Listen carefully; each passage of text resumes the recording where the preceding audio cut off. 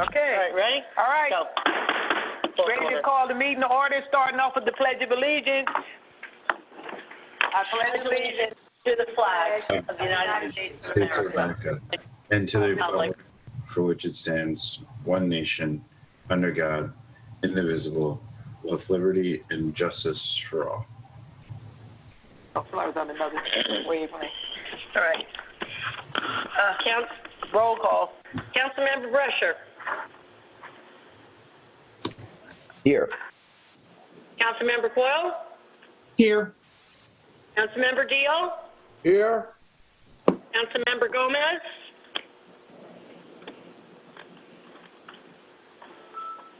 Member Gomez. I see him, so I get. Here. And Councilmember Joshi. Here. Councilmember Patel. Here. Councilmember Ship Freeman. Here. Adequate notice of this meeting, as required by the Open Public Meeting Act of 1975, has been provided by the honor notice sent to the Home News Tribune and the Star Legend Sentinel on December 13, 2019, and Post Main Lobby Municipal Complex on that same date. Okay. I would like to open the meeting for oral petitions and remarks. Open to the public. Ready, public? All right. Well, if they need public, because as I stated before, during the work session, the public gets to speak prior to the meeting.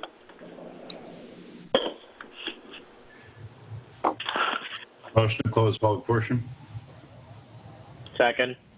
Wait 1 second. We good? Okay. All right. All right. Okay. Review of the minutes. Any questions or any comments?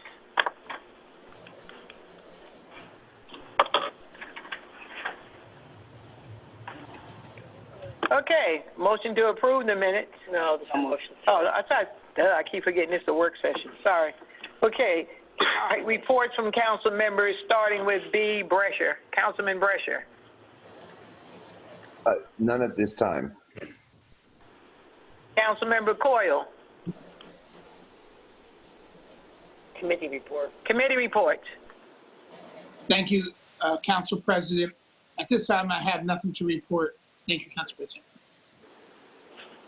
Councilmember Deal. None at this time. Councilmember Gomez.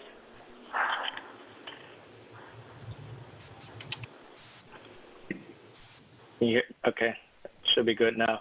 Yes, ma'am. Yeah.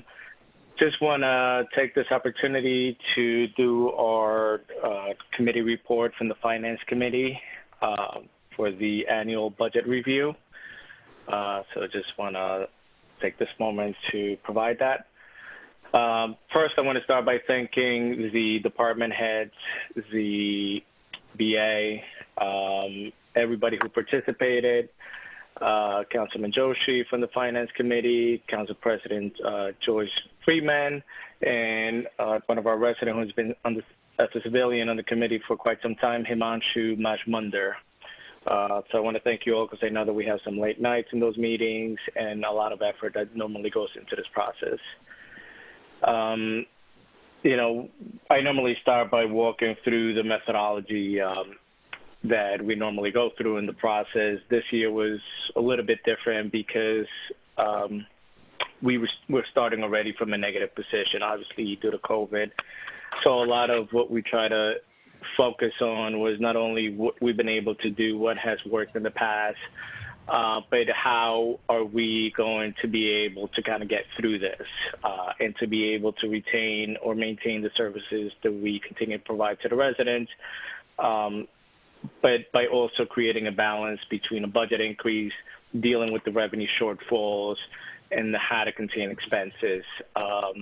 So what we did is, as we always do, we start with the macro analysis of the mayor's proposed budget. The BA, the Finance Committee, normally meets with all the directors, and we walk through revenue all the way down to the bottom of what expenses are, what the rate impact, and so on. Normally, what every department head will come in, we'll do a presentation, we'll focus on what happened on actuals, whether there are revenue components for those departments or just expenses. But we'll focus on what we set out to do, how that planned out, and the effectiveness of it, not only from a level of service that we anticipated to provide, but also from a monetary perspective. So we look at what was budgeted, we look at what the actuals were, and then we kind of bridge off of that and do a 2020 comparison of what's being proposed with either the intention of maintaining their services or amending as necessary to be able to provide to the direction that the town is moving on and be able to fund that. So that's how we normally fund our assumptions for the budget, and that includes staff and operating expenses, revenue components, if applicable, technology enhancements, or any future needs that might come off of it. One of the key things that we obviously put a lot of focus on was the revenue impact that we were seeing. And the revenue impact, what I mean specifically is the revenue shortfall that we were seeing in 2020 in comparison to what we normally set out to, or what the expectations were going to be at the beginning of the year, set forth and what the budget was going to look like. So obviously with COVID, no surprise to anybody, it was a drastic impact.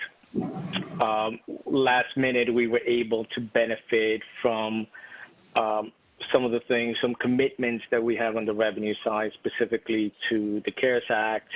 Although it hasn't been officially confirmed by the state, that we're going to be able to put the amendments through to be able to anticipate $1.5 million. And so we just got to go through the mechanics with the state, that has to go through them, and then it comes back to us. But that's part of the process with any budget that we do. But what we're doing is we got commitment to be able to anticipate revenues for the CARES Act. We're putting in at about $1.5 million. And then we are also, based on the trend that as the state begins to slowly open up, we are going to be able to anticipate some additional revenues from the code department. So with that being said, we went from what was an originally 8% increase on the introduced budget to a 6% increase now, which, if we put it into perspective for the average home, the average assessed value in a home, we're looking at about $124 purely just for the municipal budget, budget, not including anything else, not including county, schools, or any other revenue. All the other stuff is going to fucking go up. Competition. So with that being said, we go from an 8 down to a 6%, which, as we said, is $124 for the average home, $10 and change for the month. So the biggest thing of it is now we're introducing the amendment, which is really what I just talked about, is being able to anticipate funds from the CARES Act and then the Uniform Construction Code revenues. That will be a significant help to what we were going into, something that is it's just difficult considering everything that we're going through economically. So every little bit that can be done to go in the positive direction, we looked at with the purpose of not impacting services, because in the end, when we impact services, a good portion of the tax bill doesn't go away. So we really don't want to go in that direction. We want to be able to kind of put everything together, put our heads together to find revenue sources that will allow us to maintain the level of services that we're providing without having the municipality or the residents to take on the revenue shortfalls that we're experiencing because of COVID. Obviously, as we know, we're under the 2% cap. So if we go into cutting services, it is very unlikely that we'll be able to see those services back going into the years. Probably you're looking at anywhere from 5 to 10 years, right? Because the way that the cap is set up to do that, that will become the new base for the following year. So really the goal was, let's focus on as much revenue as we can to be able to not go into that direction. And again, the biggest focus of this budget for this year and some of the larger expenses increases are going to be with the focus of public safety. Public safety has diminished to some levels that we do not fit or safe for the residents, for the department, and we put every effort to making sure that resident safety comes first, and our first responders also come first.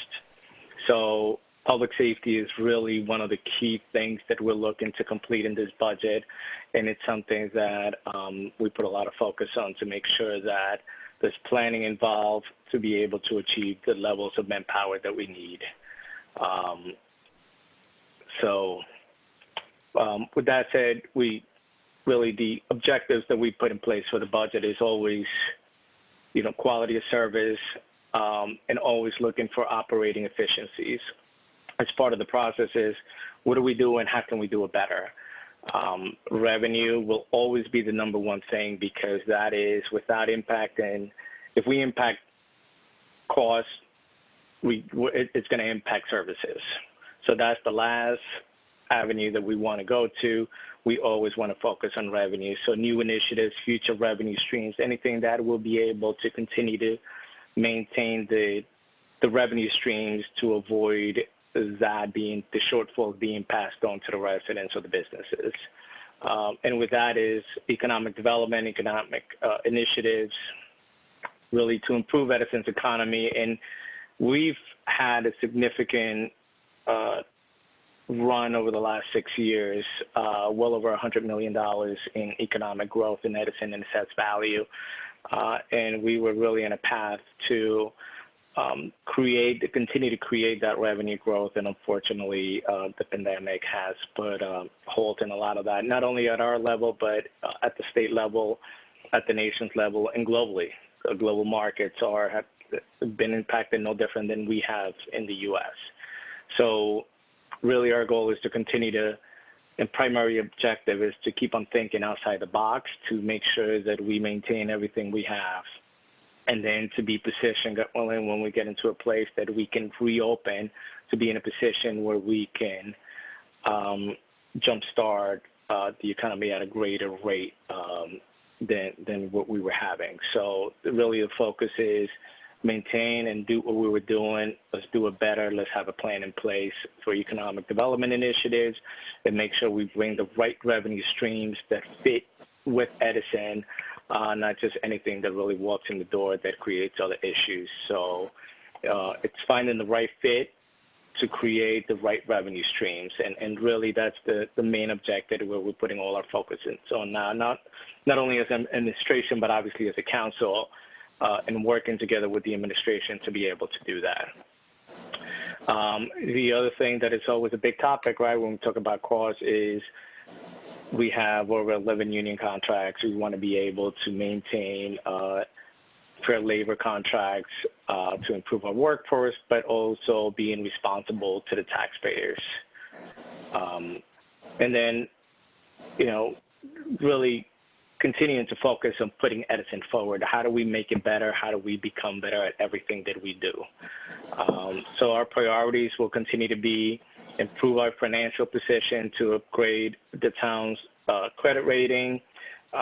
We had significant benefits on being able to borrow monies at very low rates due to our credit rating.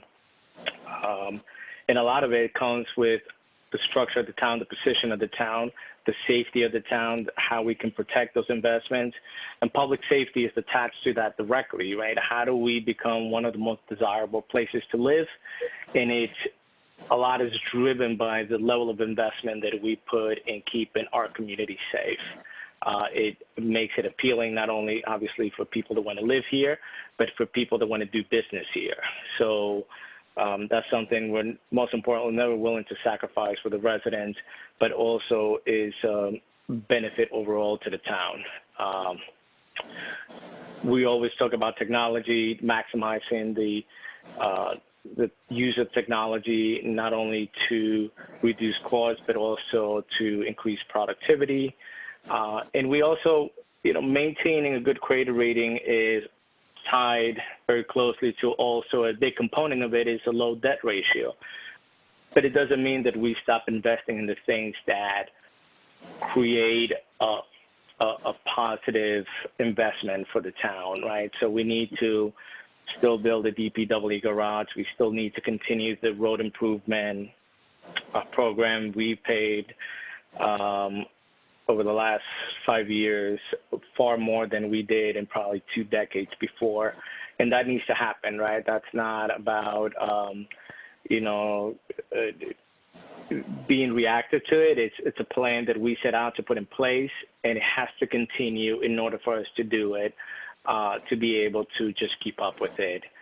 We'll continue to partner with the state and the county as far as everything that we do. We benefited a lot from some of those programs, and we want to be able to continue to do that and have a good relationship. And again, we have to, that infrastructure, a lot of the problems that we have from a capital investment is related to the lack of upgrades or investment that we had in the infrastructure and facilities of the town.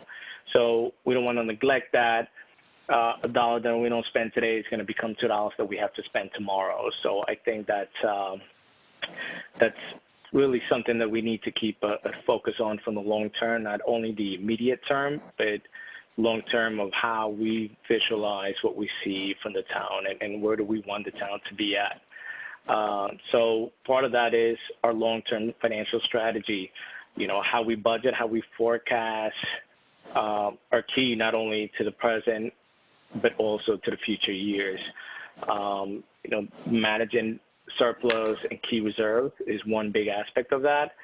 And it's something that we can't only look 1 year in advance. We have to look at 3 to 5 years in advance to see how everything is aligning. Everything that we set out to do as a plan, it's almost checking it off the list as to how that is planning out and how that's actualizing as part of the overall big plan. And we continue to do that by just continuing to improve on how we do it, how we project, how we manage to that, and how we actualize that and deliver. So we always look to optimize the resources available to us and try to continue to improve on them. Overall, this was a difficult process, primarily because you're dealing with a lot of unknowns. We still don't know where the economy is going to be 6 months from now, a year from now. If you go by the predictions of what's happening in the economic markets, it could be scary at times because I think a lot of people are realistic of, depending on how long, every day that goes by, every week that goes by, every month that goes by, is, well, what will be the economic impact to the rest of the state, the rest of the country, the rest of the world, right? But what I think that we can do is position ourselves to make sure that we continue to do and maintain everything that we invested on to be able to not allow it to collapse, but is hold on to what we got for as long as we can until we get to a point that we can restart. But that comes with planning, and that comes with being able to utilize what we have in front of us to get to that point. Allowing it to collapse more, it's only going to get more difficult to pick up when we're ready to go. So we don't want to do that. We don't want to get to that point. And for us, as a committee, is something that we believe that sets us in a place that it's not optimal from keeping taxes at the lowest level that we possibly can. But in this scenario, it is at the lowest level, given everything that we've had to encounter that is out of our control with the economic conditions that we're dealing with now. So thank you all for your time. And, of course, if you have any questions, more than happy to answer. Okay, thank you. Councilmember Joshi. Councilman Alvaro Gomez. Oh, sorry. Council President. Yeah. Councilman Gomez, can you walk our residents through two things. The 2% cap, understanding, and you can walk their residents through the shortfalls in some detail. Because with COVID, some people may not understand what affects us in 2020 and what affects us coming to 2021.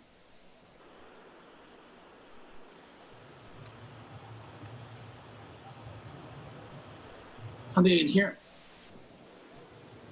Can you hear me? Yeah. Okay, so you're talking about, the 2% cap, right? Yes. That was your question.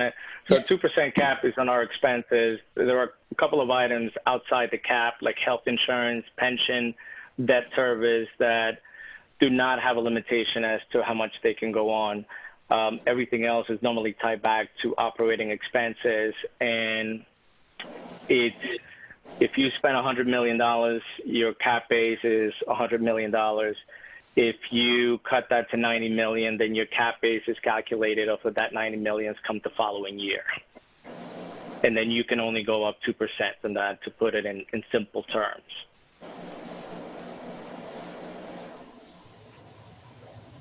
Thank you. And what shortfalls did we have in 2019 that reflect this budget? In 2020. Councilman, I'll get that question. Right now, the shortfalls are estimated to be in municipal court, interest and cost on taxes, interest on investments and deposit. Can you repeat that? I got court cost, interest. Court costs, interest and cost on taxes, interest on investments and deposits. The ABC YAP programs, in the budget, it's listed as latchkey. I'm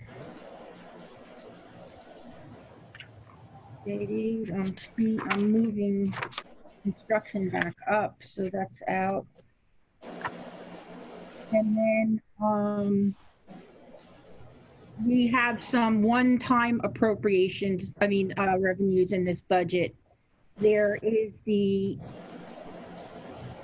tax appeal. Hotel tax. Yes, sorry, I was getting to that page. We have a one-time tax appeal settlement in this budget for $2,531,000 and change that we won't regenerate. We also have the $1.55 million CARES Act revenue in here that won't be regenerated next year. And just as you pointed out, the last one is the hotel motel tax. What is our approximate shortfalls for this year? And if not, you can answer it later. Yeah, I can get you that before Wednesday. Okay. Thank you, Council President. Thank you, Councilwoman Gomez. Thank you, sir. Council President? Council President? Uh-oh. Oh, I'm sorry. I was muted. I didn't know. Yeah, I said yes, Councilmember Frederick. Sorry. I'd like to ask some questions of the administration, but I'd like to also get input from yourself and Councilman Joshi on, are you echoing the sentiments of Councilman Gomez, or is there anything different that you see, compared to the statements that he made from the committee?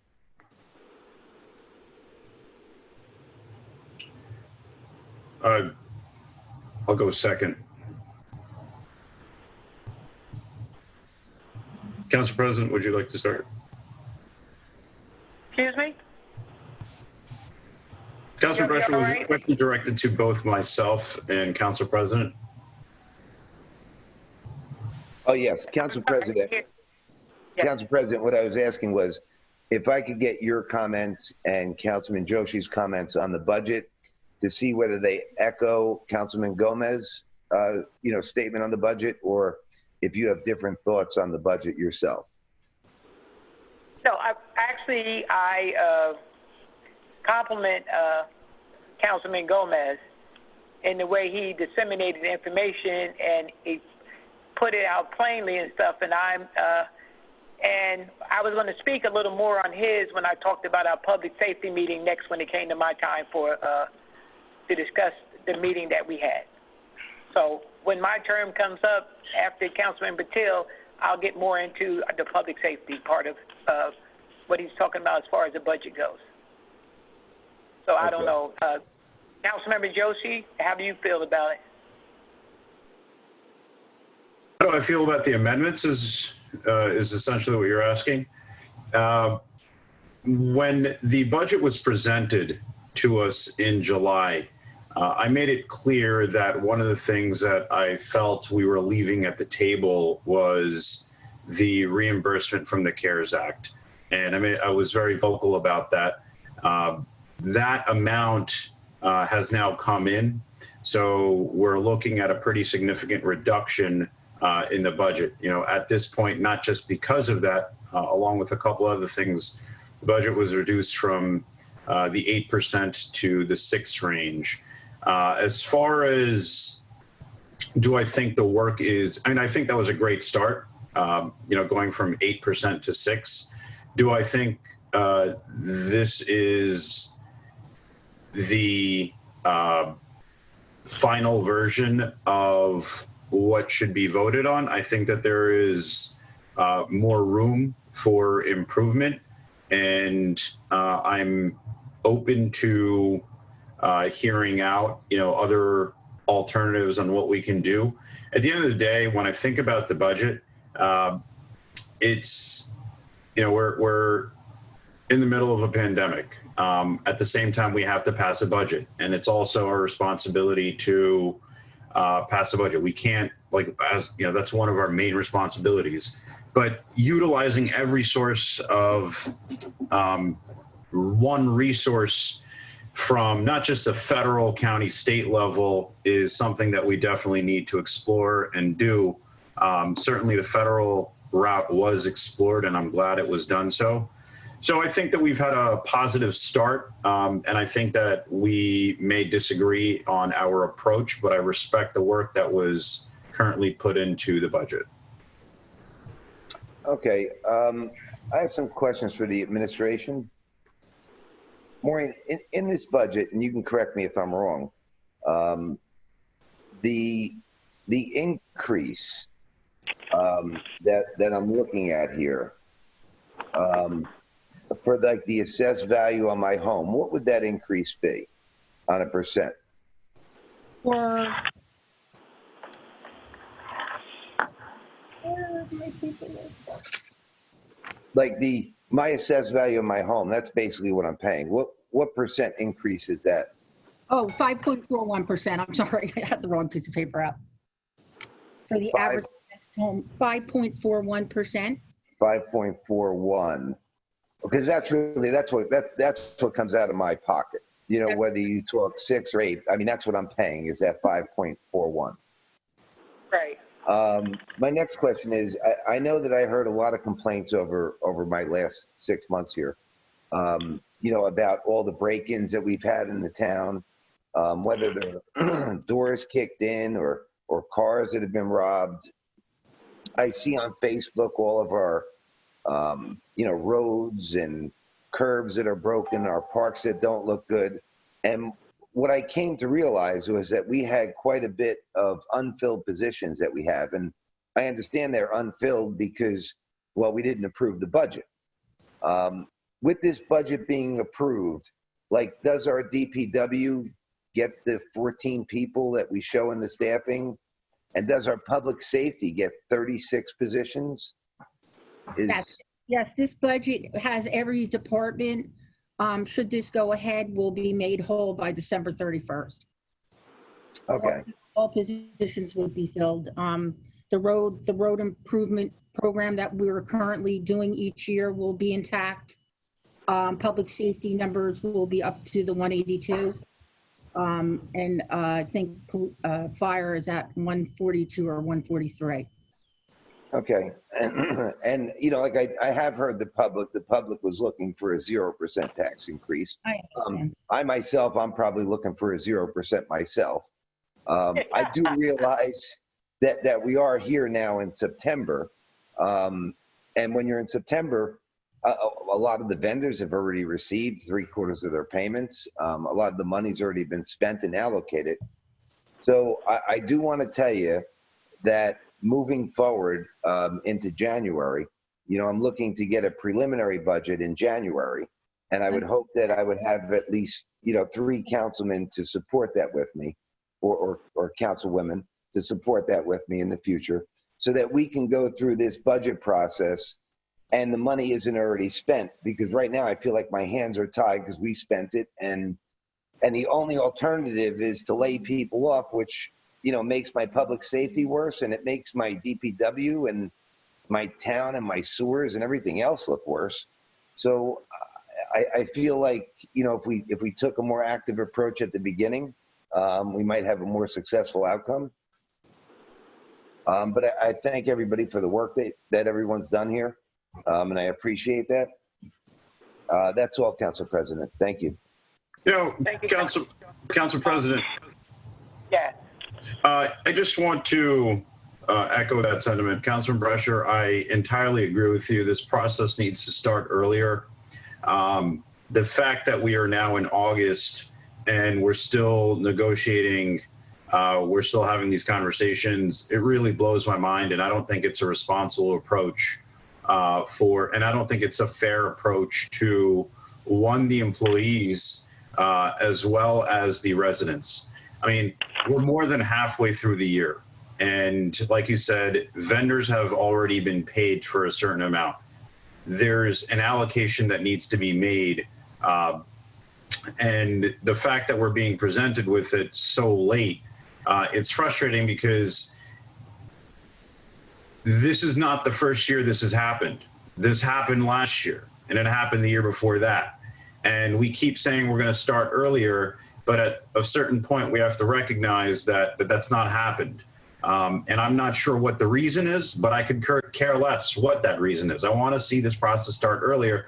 And to be completely honest, this was the first year that I was on the Finance Committee, and I sure learned a lot. I would like to see, I don't want to have a Finance Committee anymore. I think that it should be all 7 council members should have their say. The fact that I was privy to more conversations than other council members, that was frustrating, because I just don't think it should be like that. I think that every council person should have the same amount of information at the same amount of time, and I would like to see what was done previously with other administrations and what's done throughout the state, which is where directors come in and they give their presentation in public, and all of us can go through it one at a time.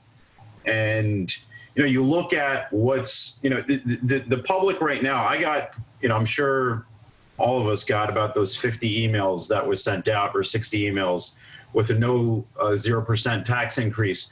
But the most frustrating part about this is that the public does not understand because they're not made aware. And honestly, it's almost like we are kept, we're kept in the dark, they're kept in the dark, and it's a very frustrating process for everyone. So I agree with you, Councilman Brescher. I think that this timeline needs to be moved up. There's really no excuse for it. I've been on the council for a couple of years now, and I would just like to see this process changed. Council President? Yes, Councilmember, go ahead. Councilman Joshi, I just want to clarify that all the information that was provided at the Finance Committee meetings is also distributed by the BA to the rest of the council. So nobody's kept in the dark. And I thank many of the council members that took the initiative and came in and sat with the business administrator multiple times to get into the details of the budget and to be able to get it to understand it to their comfort level. So I think that statement is inaccurate. But again, you're entitled to your opinion. The other thing was the timing. I agree with Councilman Brescher. We do want to find a way to do it quicker. But as I also said to you this year, Councilman Joshi, I know that whether it's a particular year or not, obviously because of the pandemic, your hope was to actually try to delay that to see if we can get additional monies this year. So I understand your comment for the previous years, not applicable this year because obviously your hope was to be able to get the time in as much time as we had available to us to be able to see if we were going to get the CARES Act money approved. So I'm in agreement that we should find every way possible to do it. I just think that we shouldn't generalize it in particular to this year because the intention was to try to get as much revenue as possible. And as always, you know, this is not a three-person effort. This is a group effort of the entire governing body, the council, of what ideas we can put together to bring forward to the table, right? We want to be able to think outside the box. Two heads are better than one. So, and we've had that throughout the years, that everybody has an input of how we can do things. So it's not limited to a committee. It's not limited to individuals, but is taking that approach to be proactive and to do it as a group. So I just wanted to clarify that. Thank you, Council President. You're welcome. Councilmember Patel? Thank you, Council President. I have a question for Councilman Gomez. Again, you being the chair of the Finance Committee, obviously I'll have to route question to you.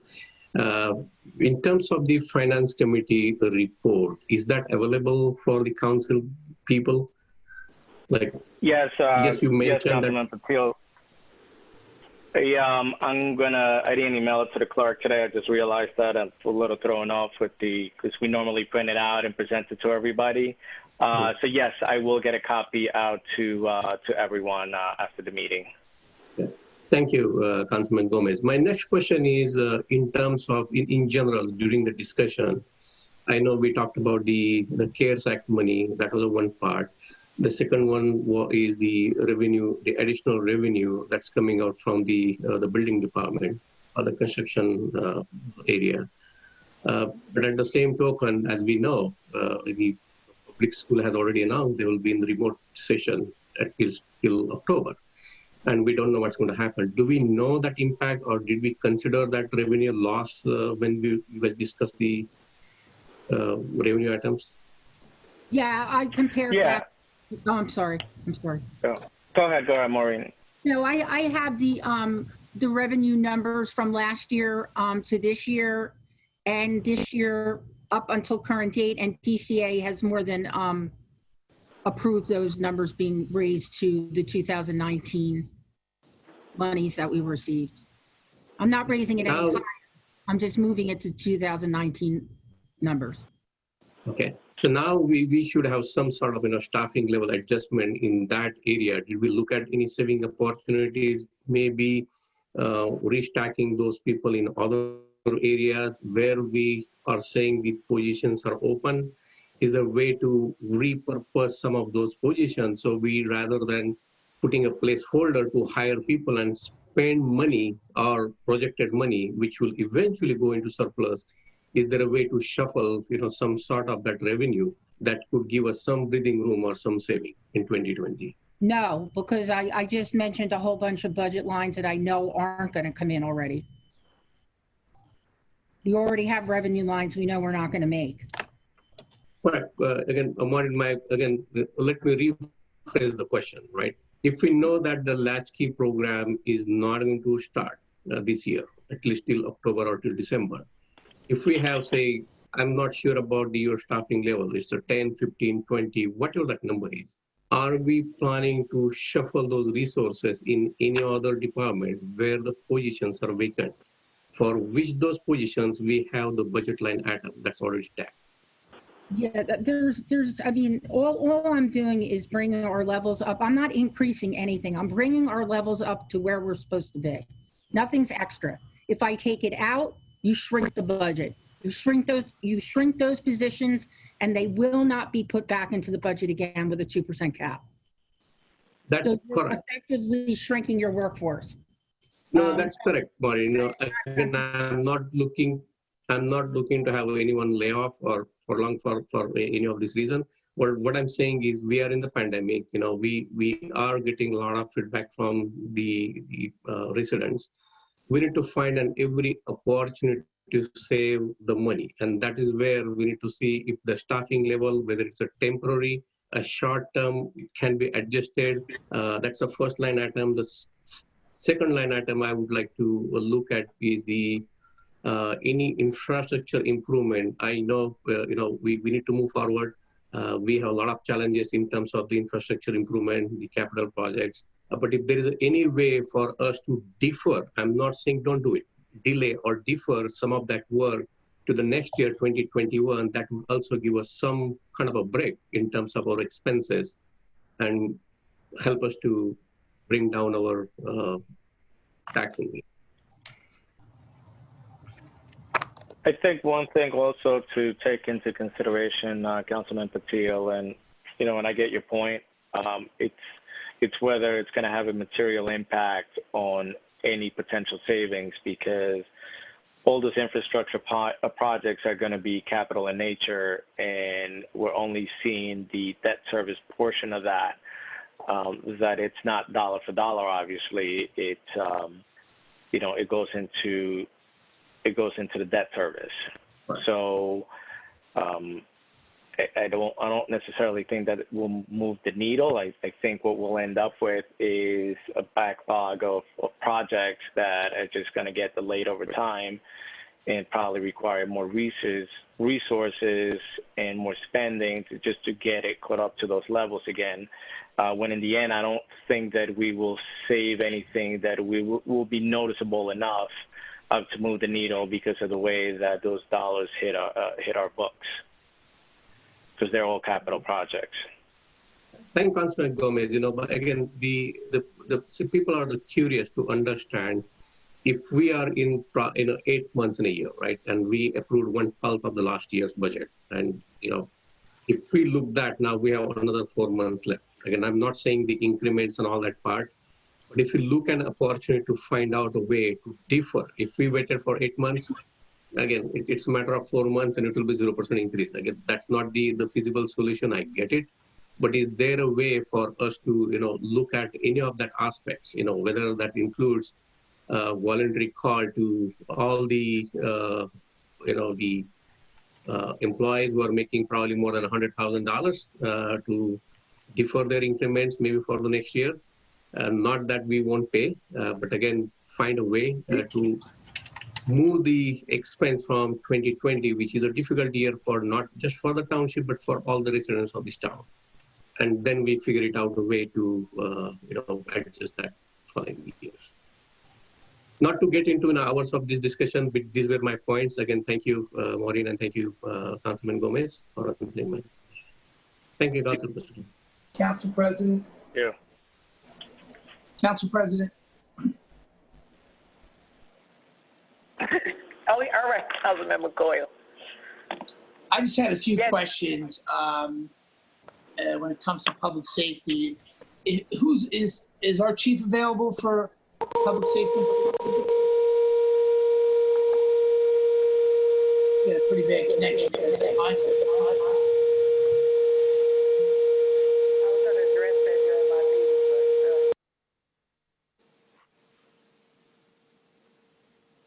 Chief's available. Councilman Coyle.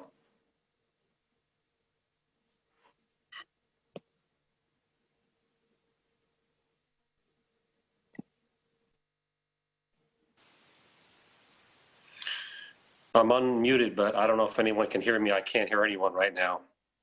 Yeah, we can hear you, Chief.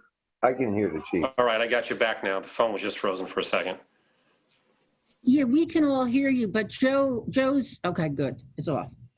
Okay. I repeat it. I don't know. Did you hear me before, Chief? No. No, the phone. Okay.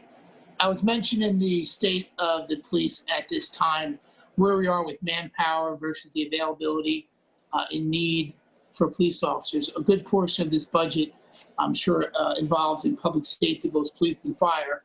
And I had the same questions for the fire department.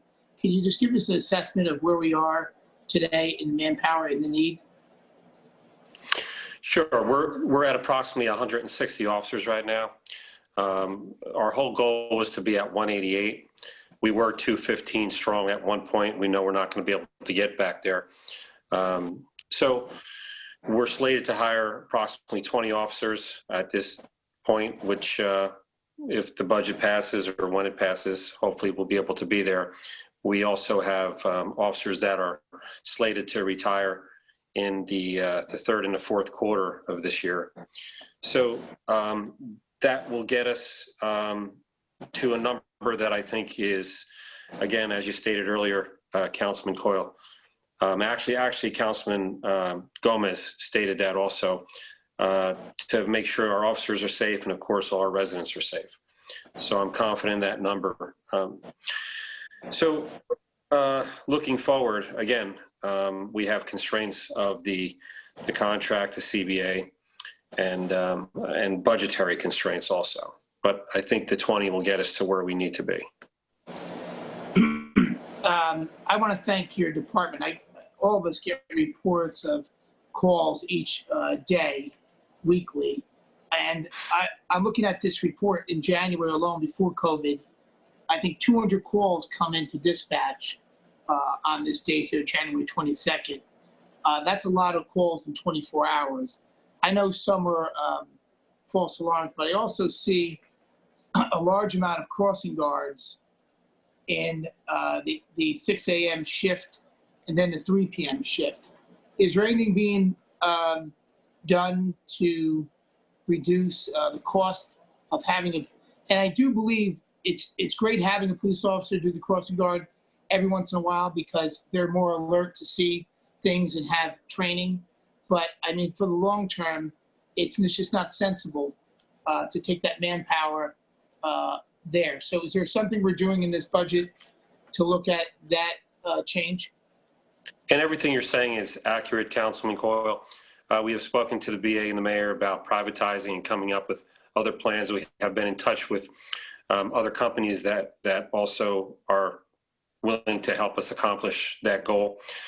There's other things that can be done too, which we have spoken about with the administration as far as compensating our crossing guards. But as you know, it's rather expensive to have our officers on a day shift and again into the early portion of the afternoon shift actually covering all these crossings.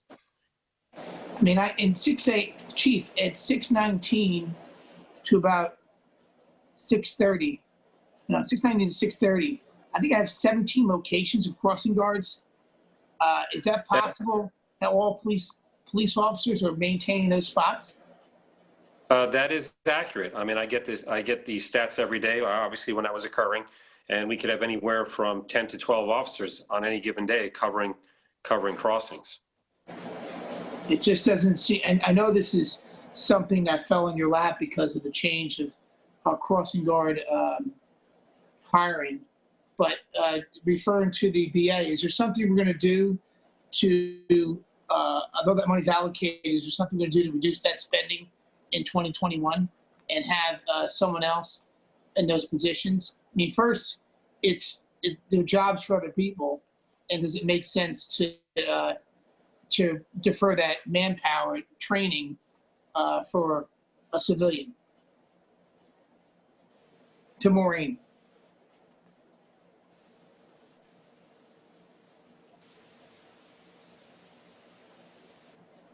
Sorry. I can't hear her, Council President. Can you hear me now?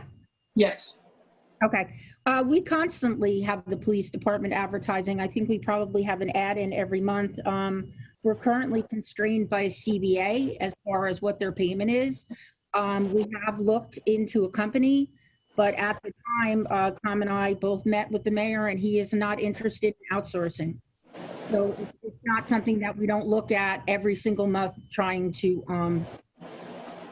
have people work for. And Councilman Coyle, if I may interject, what the BA said is completely accurate. We do post, we do advertise, and it's really very difficult to get individuals that really want to take on that responsibility and actually be a crossing guard in our town. Years ago, it wasn't a problem, but we're finding that as time goes on, it gets more difficult. Do we have any crossing guards today or zero? No, we do. We do have some, sure. Okay. I hope that's something we can look into. I would assume, well, I should assume, but I hope the council will look into this as well together, because I'm seeing 12 that are not available for a good 45 minutes. I mean, between travel time and travel back time to their district, I don't just think it makes sense, but I hope we could look at that.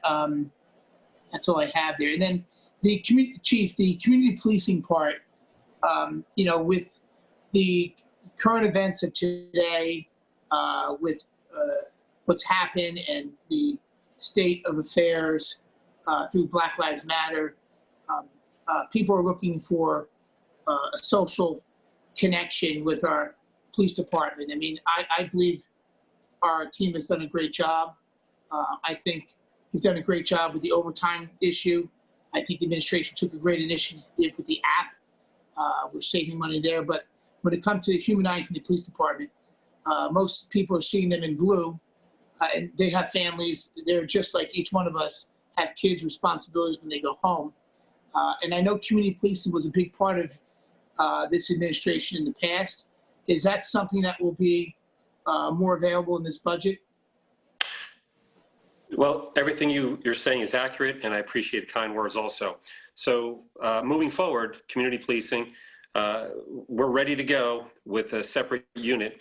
But again, our philosophy on community policing is that every patrol officer out there adheres to the philosophies, the theories, and the practices of community policing, so that every time they're on every call, you know, they exercise what we believe community policing is.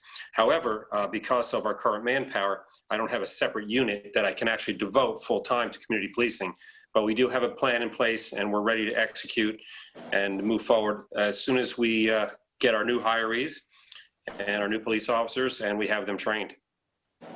And is there going to be any additional training when you break down the different training an officer gets in hours? Is there anything that's going to be dedicated to community policing and de-escalating? Just more of a, I mean, a police officer today wears a lot of hats. It's a lot of pressure today. I don't think anybody would argue that, especially in this state. Is there any additional training that we're adding in this budget or hours that you're going to make available for our officers to have? Great question, Councilman. And we are mandated by the AG's office and the prosecutor's office on those specific areas of policing that you just mentioned, plus many more. But as far as you know, cultural diversity, community policing, de-escalation, we are mandated, and all our officers are trained in that. Okay, I'm glad to hear. And just, I know I shouted that we're doing a great job with the overtime issue. It saddened me what happened. I know it was out of control of the administration, but I hear a lot of good things with the app. I see different officers talking about the app. They just pick up their phone, they decide to click an overtime opportunity. How's that been working for you, and has that been very effective? It's been effective. Obviously, we look at ways to cut back on overtime every which way we possibly can, and my team does a great job of that. Comparatively speaking, with the numbers that we have out there right now, we are doing very well with the overtime. Yeah, and I guess last, as you know, I fully support addiction awareness, and I know that your team's been, and the mayor's team has been strong with the recovery in Narcan. Do you see yourself adding more to that value to the community? Because obviously, you know, with COVID, booze is on the rise. I mean, people are drinking more, depression's on the rise, the stress of finances are on the rise. And of course, addiction will be on the rise, and suicide. Is that something I can see us getting into deeper? You're absolutely correct. And yes, as you know, the program is working very well for ourselves and our surrounding jurisdictions like Woodbridge Township. And we appreciate, you know, your efforts and what you do to help us with that. But the program is working very well. We are saving lives. And as you said, moving forward with the pandemic, you know, it saddens me what's happening throughout the country is happening right now. But hopefully we can pull it together, and in the very near future, we can move in the right direction. Yeah, I just want to say to our department, in that area, in some quarters we had 30 Narcans and 30 reversals. That's a great thing that's happening. And I know some are in challenging positions and they're repeat offenders of drugs and they go back out there and they overdose again. But we're saving lives, and I think that's a lot to say when 30 people overdose and you bring them back. That's a really good thing. Thank you, Chief, and thank you, Council President, for this time. My pleasure. Thank you, Councilman. Hello? Did everybody hear me? Did anybody hear me? No, you have to start again. I have to start again? Mm-hmm. All right, so I'm not on mute. Oh, we had a very productive meeting. Councilmember Brescher, Councilmember Alvaro, and myself, and Chief Bryan and staff. I believe we had a very productive meeting, and we're looking forward to the next one. Each person brought forth some great ideas and some new information for us all to work together collectively, and I thought it was great. So I'm looking forward to the next meeting with our police, and I like the fact that I don't get negative reports about our police department. Chief Bryan, thank you very much that is moving forward. And as I stated before, as I've lived in this town forever, I say with the mayor and with Chief Bryan, we have the most diverse police department than I've had in years of me growing up. And Chief Bryan knows what I'm talking about. We have, it's so diverse now that I really like what's going on, and I like the leadership. Also, as someone had stated earlier about the budget and about unions, been in the union, still is in the union, I'm still in the union 44 years. You can't move people around like chess pieces. You can't, because unions have different constraints, different levels, different information is written within their contracts. I know people would like to move somebody here, move them to another direction, but it can't happen like that. You have to stay within the confines of the union, because I do not want to be, and I know the administration does not want to do unnecessary lawsuits and grievances that will take up the whole day, that will spend a whole lot of time. My thing is now is the fact that, and I expressed it to someone earlier, that 5 doors down from me, an older couple moved in, door was broken in.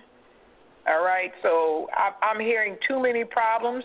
We have the police overtime is too much, because we don't want police to be overworked.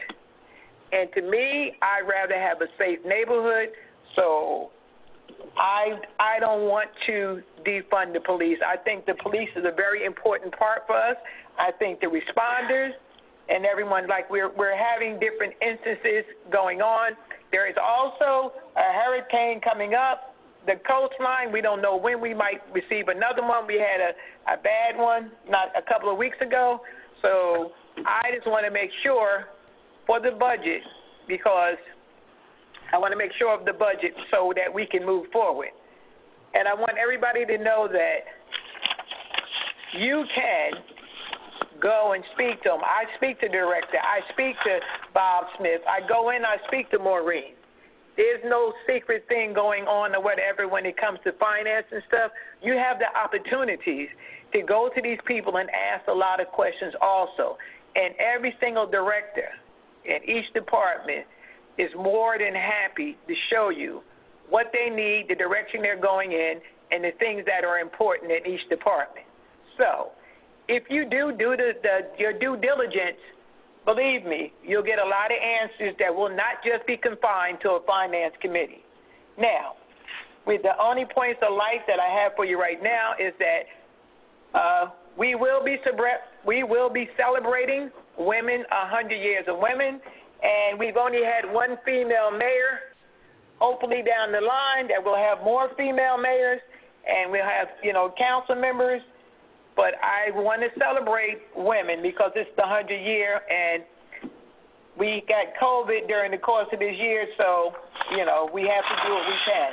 Now, at this particular time, I want to know any comments or any questions. I'll be going down the information. From the business administration, A through D, any questions, any comments? Well, Council President, I think you still had committee reports from other council members. No, I'm last. I didn't. Bob Deal. Councilman Deal. I didn't call Bob Deal? I said Bob Deal. I didn't. Oh, I apologize. No, Bob Deal said none. He said none. I think I was telling me. I went down every single one and listened carefully. Okay, something wrong with your mic. Well, all right. I didn't speak though. I didn't speak. Excuse me? Speak on committee report. You didn't speak on your report. On committee report. I wasn't called on. You was so, but you decided you was called on more than once. Okay. So you can go ahead again if you want to speak again, because you were asked to speak on your committee report, and your committee report was the finance, and you did, and you spoke completely on the finances.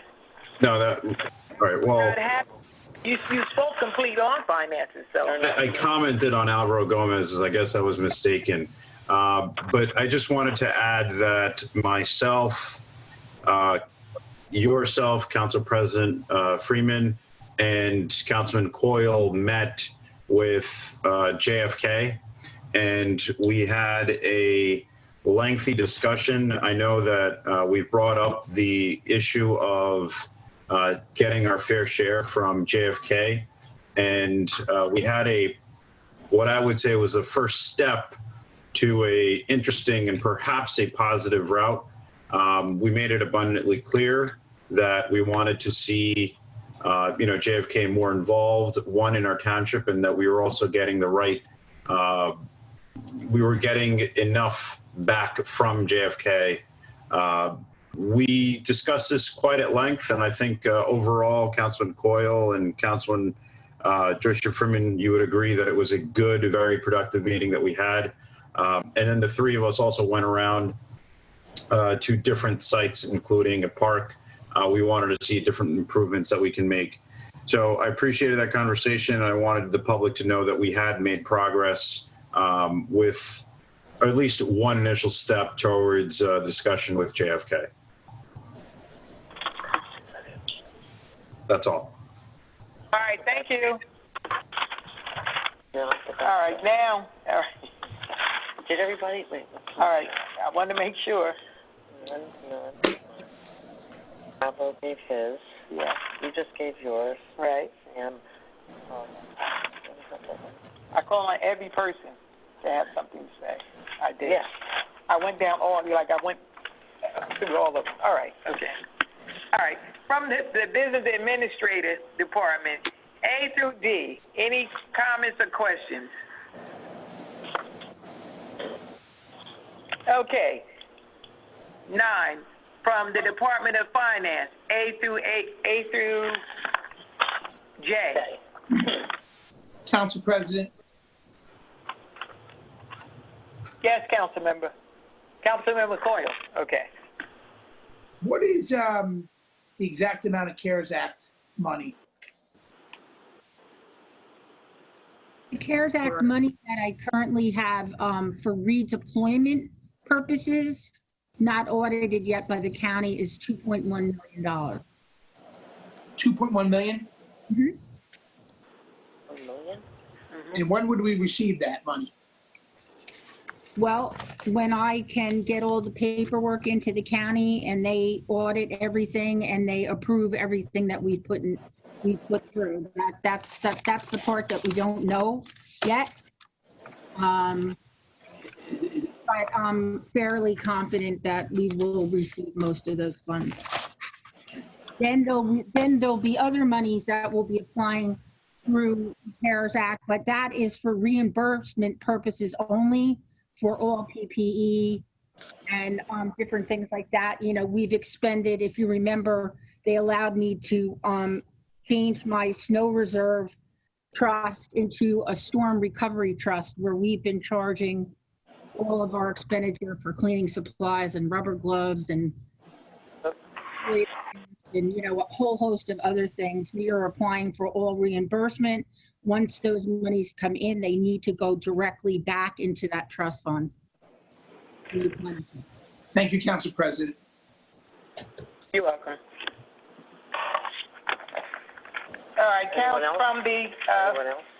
No more? Okay. no, from the Department of Law, 10A through G. Council President, I have a question on E and F. Is that the Harts Mountain area? Pull out the paperwork. Got the ordinance. E and F? E and F. 1 second, sir. No, E says Don Street and Albert Avenue. Yeah, they're not in that area. No, that's not in there. No, Non-condemnation pursuant to local development and housing law. Resolution and office. F. No, you know where this is by Grandview, I think, right? Yeah, I was by Grandview. This is John Street and Thomas Place, I think, is over by Grandview and Route 1. That area? Yes, you know what it is? I'm just wondering what these projects are and why we're asking them to go for an area redevelopment, I guess. I'm unfamiliar with it. I didn't get to go by the site, over the weekend, so I'm not familiar with why we want to do this. All right, so you can find out some more information and stuff on that by tomorrow, right? You can provide more information? Yeah, Council President, I'll look into that for Rich as well. Okay, right. I mean, right. If Councilman Coyle will do it, or if the attorney, whoever recommended it for it to be here, if they can explain why it's here, I'd appreciate it. Councilman Brescher, when you go down Route 1, and I referred to this site as probably one of the most hideous and disgusting looking sites in Edison Township. I mean, that is honestly one of the most gross looking parts of Edison. When you go down Route 1, you see it. It is, I just want to knock that whole building down. I look at it and I think it's an absolute eyesore. There's just nothing. I mean, it's an abandoned area. It's had the for rent or for sale sign up for more than a decade. And I would be happy to see this redone, because honestly, that it makes Edison look horrible. Like, and I think that everyone, if you look at the picture of what it is, it really just needs to be redone. Okay. All right. Okay. You can actually pull it up on your Google Maps. I just looked at it. It's by 287. Yeah, I just looked at it. Yeah, it's that abandoned building. When you go down Route 1 and you see like that for sale sign that's been there for years, it just looks disgusting. Yeah. All right. All right. Then from the Department of Planning and Engineering, 11A through H. Comments or questions? Council President, I just have a question on H. Okay. Was this I thought the dollar amount that we were looking at was a larger dollar amount. Is that true? That is correct. The award came in, I think, for $900,000. This is the bids just came in lower. So they did. Okay. Yes. Thank you. Yep. Okay. Number 12, from the Department of Public Works, 12A through D.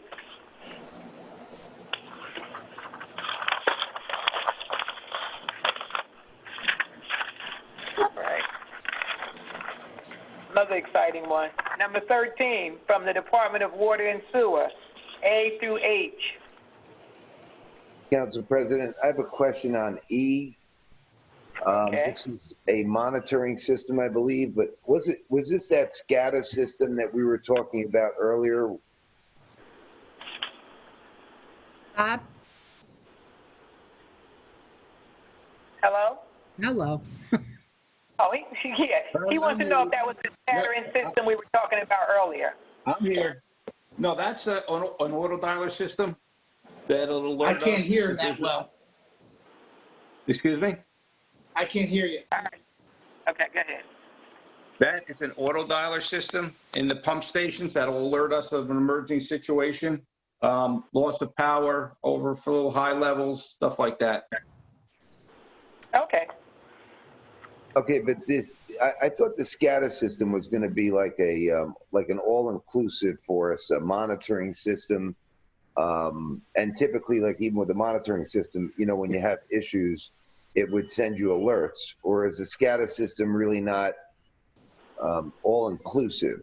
No, the SCADA system is just going to give us data and information back to our control room, our office. This is any situations that basically arise off hours. It'll also do it during the day hours as well. As you know, we're really short-staffed on the sewer side. They may not be at a pump station. If the issue arises, then this will alert them and they can go over and attend to the station and see what the alarm is. Then do we have something like right now? Yes, we have a few. We do have a few. These are replacements. A lot of them, if you saw them, they're just they're hanging on by the skin of their teeth. Had to be rewired. Some of them just are not working at all. Luckily, we had a spill a couple weeks ago, and that alarm never called out. So these used to be replaced and upgraded. So we do get these alarms at the stations. We do have 21 stations. So you know, we can't have people at them, you know, all the time. So this is a necessity that we have to have in the stations to hopefully avert any spills or any situations in the future. Okay, as long as I have you on the line, I noticed that we're getting a crane crew truck. Yes. Now, I understand that the sewers and water lines are underneath the ground. So I was wondering the necessity of a crane. That is for pulling pumps in the stations. Well, pulling pumps and also our emergency generators, backup generators, being able to move them around and lift them up over buildings as well.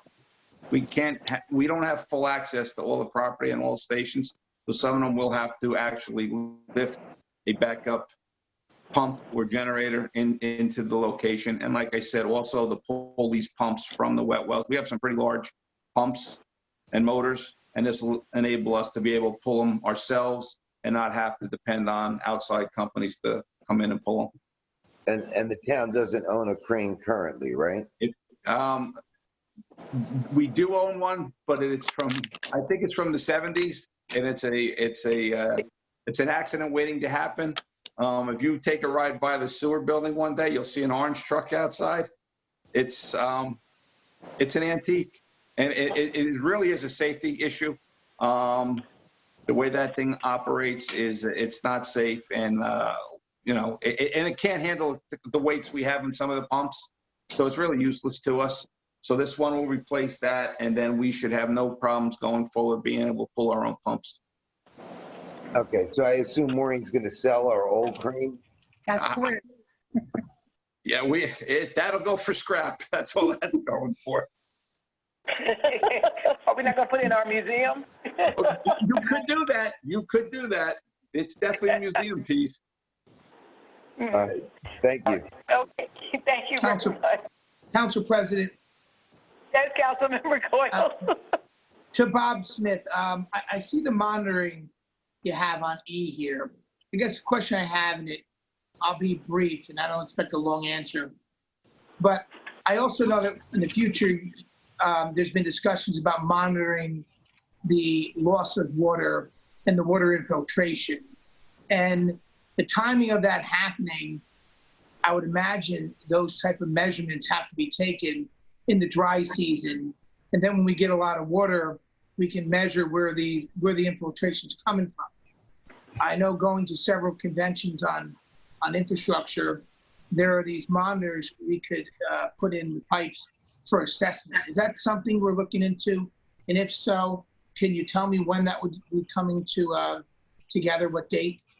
That was something that we presented through Mott on the capital program to do I&I infiltration study, pressures, flows, identifying areas where we have the greatest inflow and infiltration to concentrate on those areas. That was part of that capital that we submitted through Mott McDonald.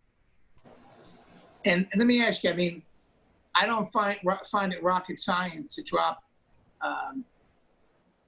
a measuring guide in an area of a pipe. Is that something we could monitor if we had the staff on our own? I mean, I don't want to get sucked with a $400,000 bill to measure, a few streets of an area we want to identify flows. I mean, these things pretty much monitor themselves once you drop them in there. A measurement comes on graph, it comes into a software. Is that something you see ourselves doing one day? It's a possibility if we wanted to invest the money needed to buy the unit to conduct the training for the staff. Downloading the information isn't a problem. It may have to go to our engineers at some point as well. But also, Bob, on a subcontracting level, I guess what I want to see, first, I'm always happy to see that our Edison department runs our water for our residents, and you're in charge, and day to day you can catch the issues at hand. But we can hire a subcontractor, no different than McDonald would do. So I hope it's something we can have a discussion on, because if Mott comes to our table with a bill, I can imagine it may not be supported, and I'm just trying to make sure we do what we can to save the water customers money. Thank you. Sure. Council President, I have a question now, because I guess originally when we were talking about that infiltration in the water at one of the meetings, I questioned how much of that we've been looking at, and I guess, Mr. Smith told me we were at whatever it was, 20, 30%. But he called me the next day to say that was a mistake, because the guys haven't been able to do it because they were understaffed. And then I see in the budget that we have, I'm going to guess, 4 unfilled positions in that department. Mm-hmm. Now, my assumption was that when we fill those 4 positions in this sort of thing, that they were going to work on this water infiltration. But now I hear that we're looking to get McDonald to do it instead. No, that's what we do. What we have the capability of doing on the staff is going out, flushing the lines, and then going out with our TV truck looking for areas of concern, cracks in pipes, roots in pipes, so on and so forth. We don't monitor flows from sections or manholes or areas like that. That's one of the main things that we would have done through the capital with Mott, to see our greatest areas of inflow and infiltration, to try to pinpoint exact locations. Like I said, what we're doing now is we clean and we TV, and if we find something, then we have to address it. We are going to go after we're looking at some equipment. We can actually do relining of sewer mains and water mains. So if we do find areas of concern, cracked main, we can go in there. We'll have the equipment, we'll have the tools to be able to go in there and reline it without having to go out and, put it out for bid. And this, in the long run, that would save us a lot of money. Well, this is where I'm going. I mean, my impression was I'm voting on a budget, and in that budget, I'm getting these extra people that are going to be looking into this I&I. And, if you need a tool and it's $40,000, I don't think it's an issue. I mean, I look at a $90,000 truck that you just gave us or something. So I don't think that's a big deal. But I'd like to get a schedule put together from you, and I'd like that schedule, if I could, like in the next 2 weeks, to show me how you plan on actually taking care of this and doing our I&I investigation with our own manpower, mind you. So I'd like to see if you can get that to me.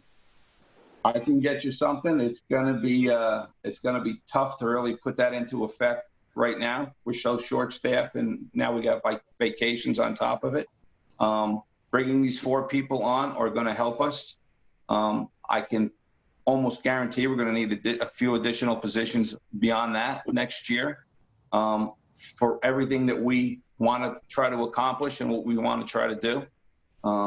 Have dedicated crews out in the field, actually performing these tasks, not, basically running around, putting out fires. Like I said, we have 21 stations. It takes a couple days to hit all of the stations with the staff we have now. So we're hoping with this 4 and possibly a few more additional staff members, we fully staffed. We'll be able to attack the I&I better. We'll be able, do some relining. We can do a lot more to the system once we get up and running and we get the equipment we need. Okay, no. My point was that, you know, that the sewers have been operating, and I understand that they've been falling into disrepair, and I get that. Now that we have the additional manpower that's going to be put there, I'm expecting results, and I'm going to want to see these. I'm not going to want to hear that, you know, we're going to come back next year or something like that. I'm looking for a schedule on how you're going to do this I&I with that staff that you have. You can tell me it's a 1-year project or a 2-year project, but I expect to see like a long-term schedule put in place. And that's really what I'm asking for. I could sit down with the supervisor and foreman in the sewer, and you know, we can take a look at it. It's going to be a little longer process than quicker. Don't forget, we're hiring all untrained staff members here. It's not like we're hiring people with experience in sewer systems. They're all coming in as basic laborers. So it's going to take us a little time to get everybody up to speed on some items that the current staff members are doing. And then we could shift the current staff members into positions where they can possibly do the I&I. We can look at getting some meters in. You know, I'll get you something. I'll get you something. Okay. All right. No, that's fine. Thank you. Okay, thank you very much. From the Chief of Fire, 14, the Chief of Fire, A through D. Any questions or comments? All right. Number 15, from the Chief of Police, A through C. Oh, I just wanted to ask one question. Our Chief of Police is on here, right? Chief Brian, you gone? Yes, Council President. Yes, Juvenile Justice Commission. A friend of mine works in that department. So it's a substantial grant, and what does that grant go forth with the youth and juvenile? If you can give me a little information on that. Well, it's an ongoing program, and each and every year we renew it, and it does help us with the adjudication of the juveniles for the station house adjustment. Oh, okay. I just wanted to be a little more familiar with it. It's a continuous thing that we get all the time. Correct. Like as long as you put in for it, that's money we go toward juvenile justice. Exactly. You know, and help. Yeah, and the police like making a bridge with the juveniles, so you guys can connect. That's correct. Yes. All right. Thank you. All right. From the Recreation Department, 16A. Okay. Number 17 from the Township Clerk, A through C. All right. Number 18. This is from the council member of the Planning Board. That would be Councilman Joseph Coyle. Do you have a report at this time?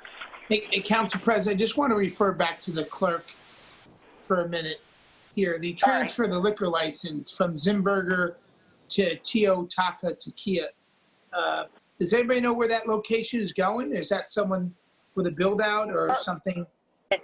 Zimberger's closed. They're taking over the Zimberger building. Oh, they are taking over Zimberger. Okay. Same building, yes. Yeah. It's a shame. COVID, we lost a great location with Zimberger. Okay, Council President, thank you. Report from the Planning Board. We had a meeting scheduled last week. It was postponed. We were going to try to do a meeting in-house, and our chairwoman decided to cancel.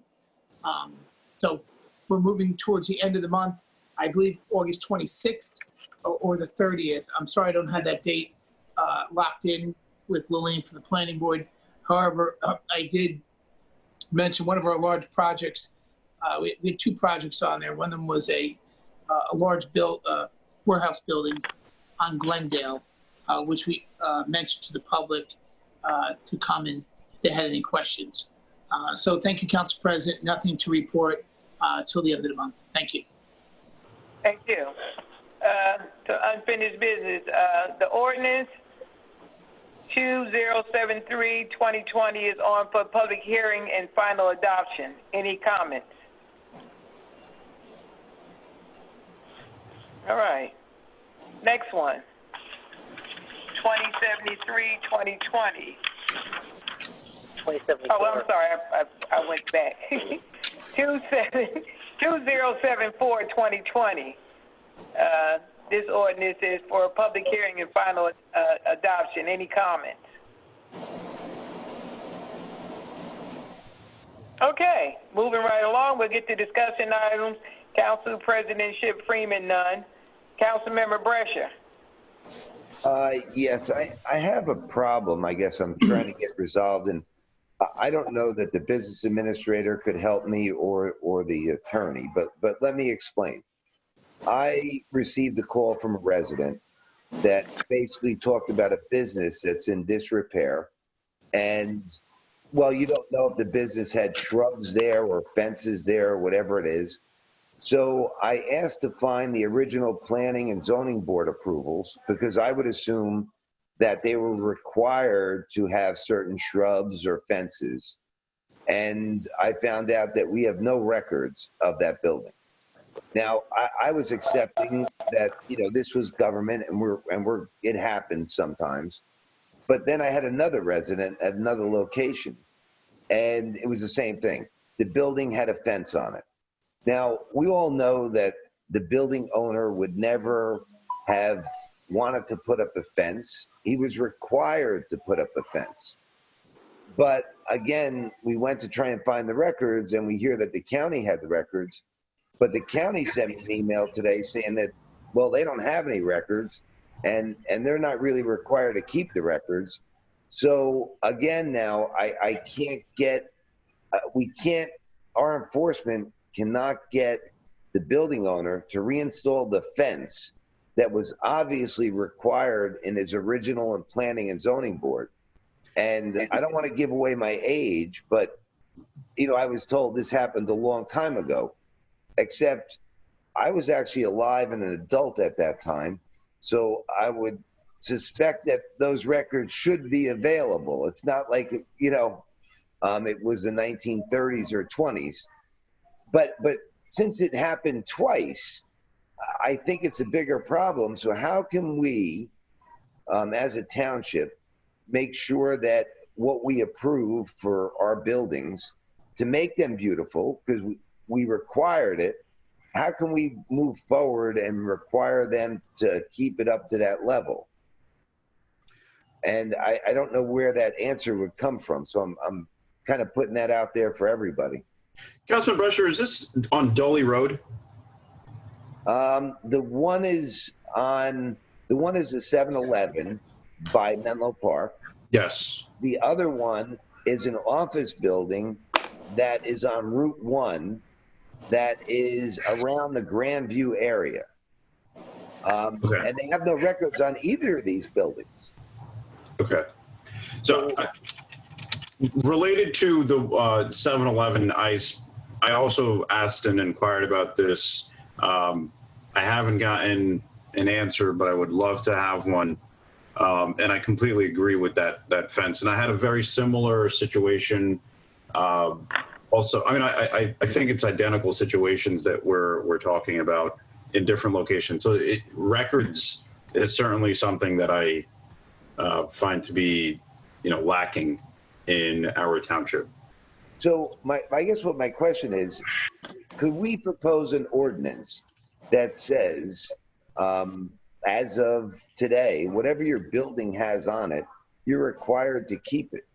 And where I'm going with it is, whether the township lost the documents or not, if you see the fence was there and now they want the fence put up, we have an ordinance and we can enforce that. I guess that's an attorney issue. So, Councilmember Brescher, can you say all that information and talk to Northgrave or work along with him to get that ordinance going, since y'all don't want us to keep spinning our wheels on it?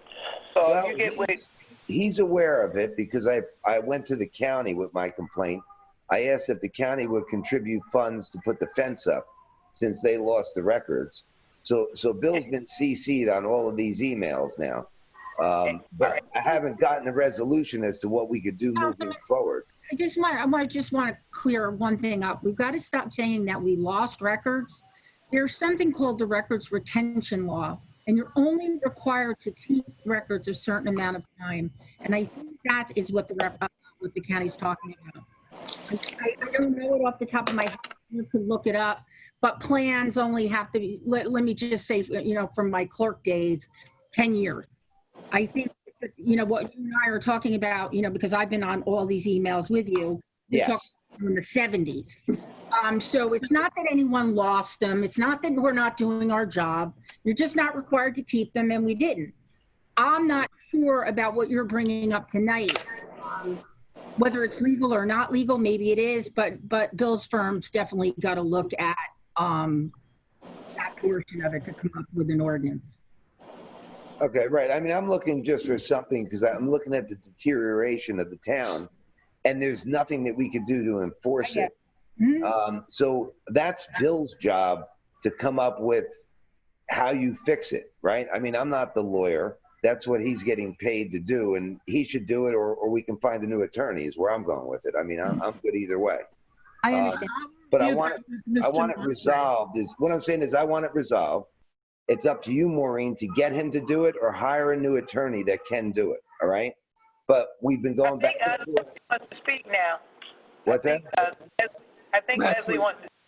Yes, I was just going to mention, Councilman, I will review your concerns with Mr. Northgrave, and we'll follow up with you on that. Right. I just wanted you to get it done. That's all. So thank you. Thank you. Thank you, Leslie. Thank you. Thank you very much. All right. That's all for your discussion items, Councilman Brescher. Well, yes, it's been very disturbing over the last couple of weeks dealing with this. That's kind of been taking up quite some time. And I thank the administration because they have worked on the budget. They did spend quite a bit of time with me. I can tell you a lot of phone calls and meetings, so I do appreciate their time and effort they put in. Thank you very much.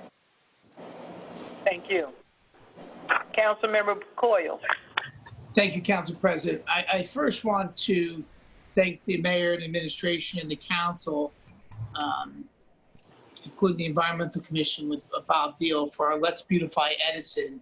Our committee, Councilman Gomez and Councilman Patil, we had one of our cleanups in Papiani Park last weekend. We had more than 25 volunteers come out. Our discussion with the administration was to clean up the 9/11 memorial, noting the date is coming soon. And we also looked at the Papiani memorial for the first officer killed on duty. I think it turned out to be an excellent success.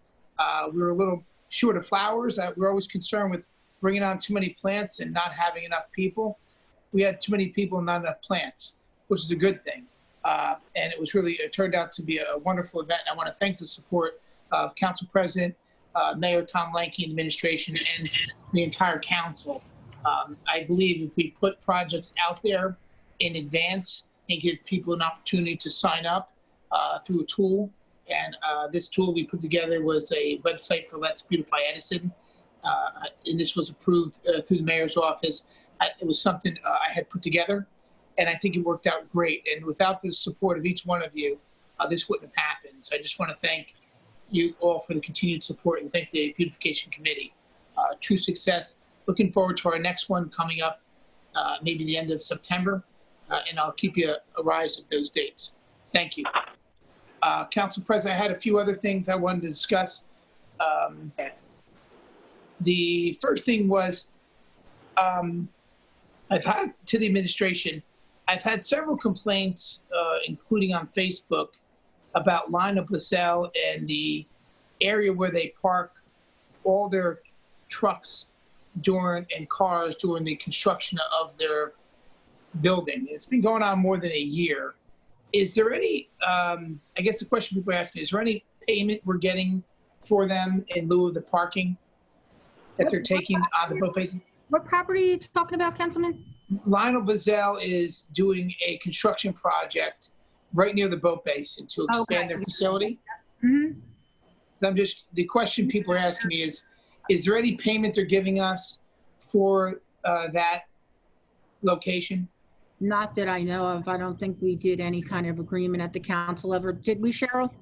Do you remember? Off the top of my head, I don't recall anything. Yeah, I don't recall. Council would have had to pass that. I don't recall that. Yeah, I mean, I had a conversation with them. They did step up their game because of the complaints. I did reach out to their government affairs person. Recently, they took an initiative to clean up the area over there and do an unofficial adoption. I have not checked the work to see if it's been done. But as we all know, the boat basin has just a continuous issue after hours. And I know we're looking at things to address that, but it's quite a shame. But with them being next door and taking advantage of the parking, the residents are just don't feel it's an even trade for taking up all the spots that can be used for the boats, and they're there. So it's just something I'd like to look into with the administration.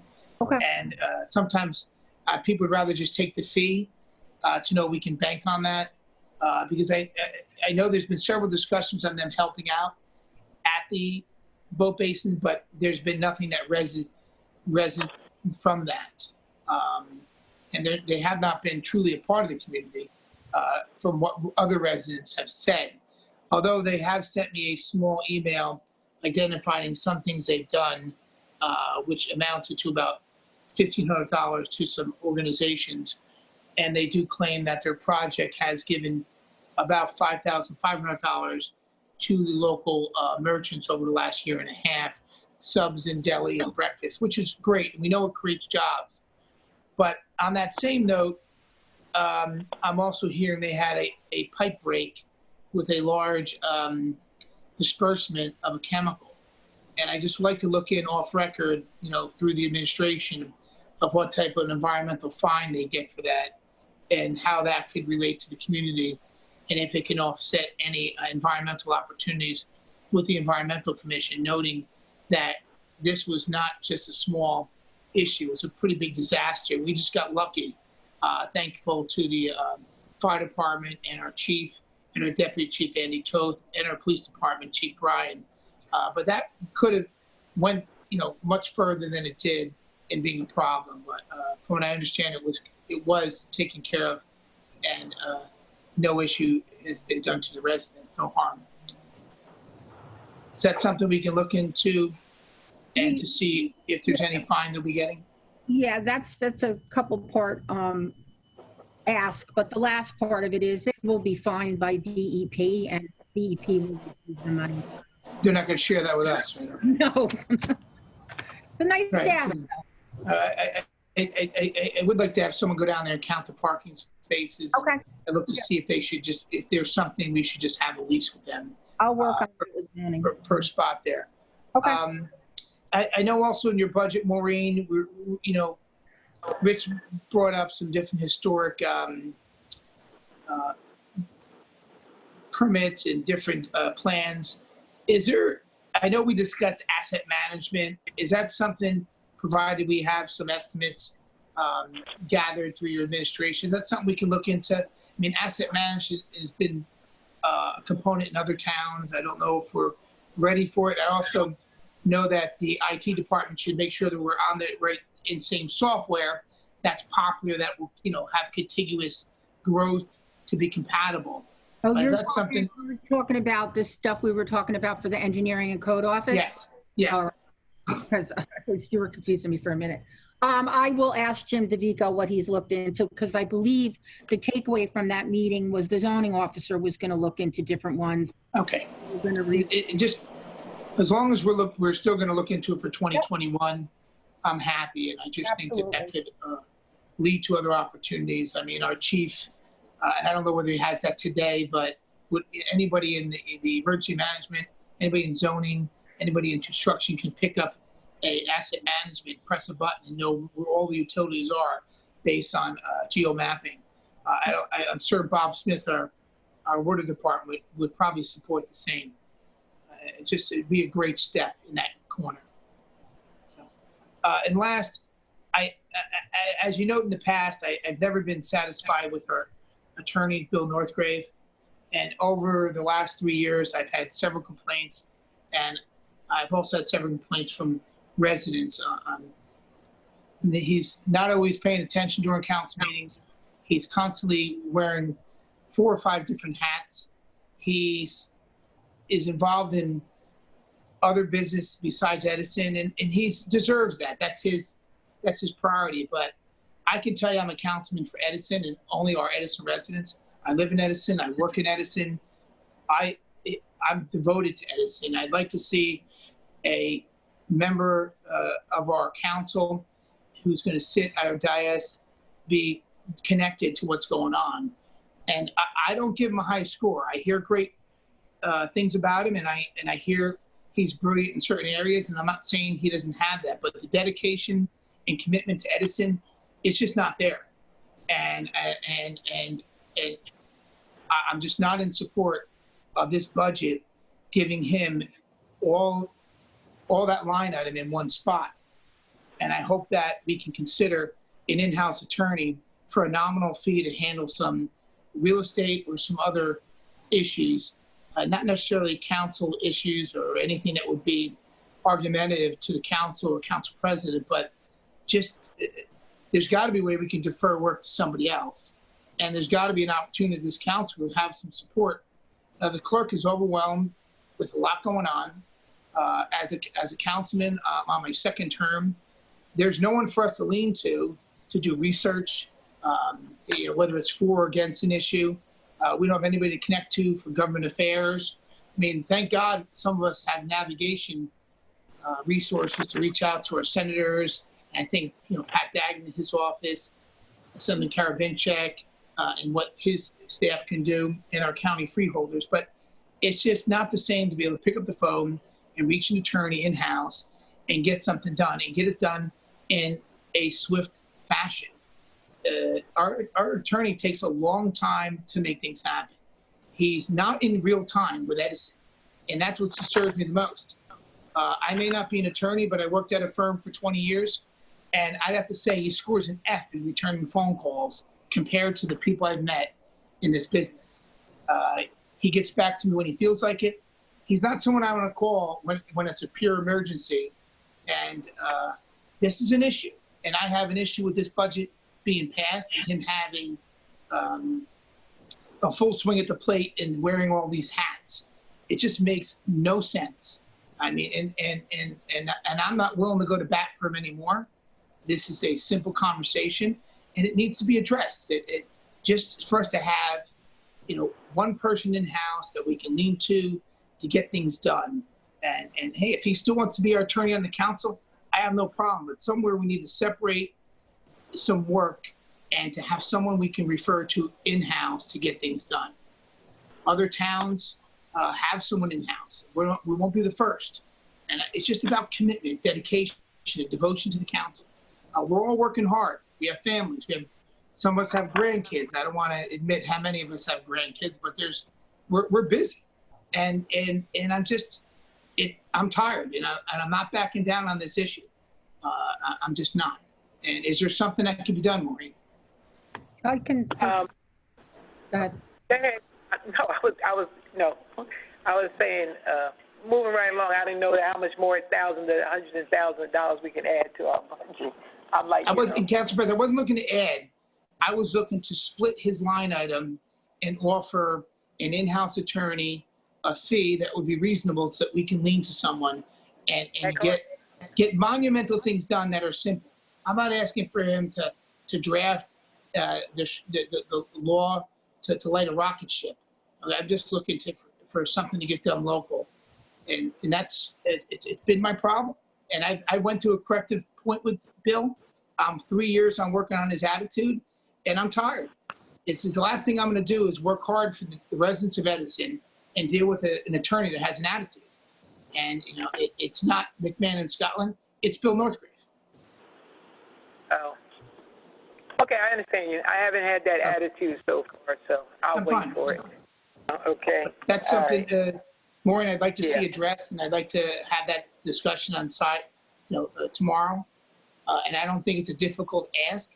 I think it would be a great opportunity for this council to have someone to call on to do research.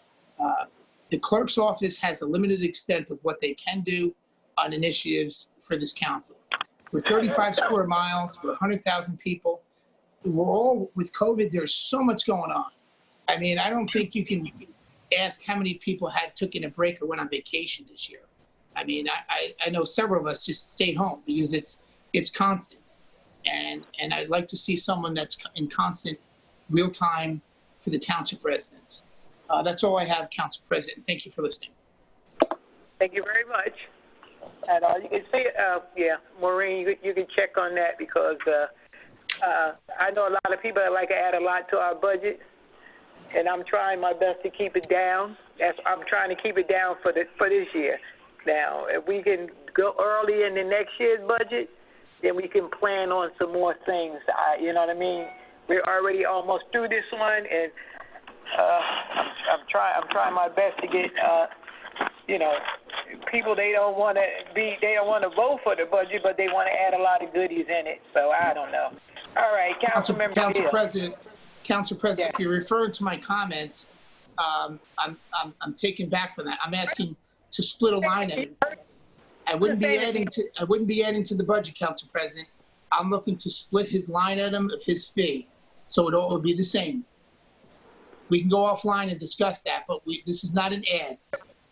You're misreading me. I'm talking the whole council. Okay. I'm talking about everybody who. Thank you, Council President. No problem.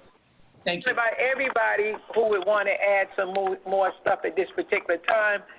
You know what I mean? That's all I'm looking for. And then somebody come new all of a sudden into a situation, and we're like 3/4 of the way through the year. I like to start up the new year fresh, and we move from there on. That's only me. I always like to start. You know, I don't like to start in the middle of stuff. I like to start it off and that be allotted for, you know, in that new time.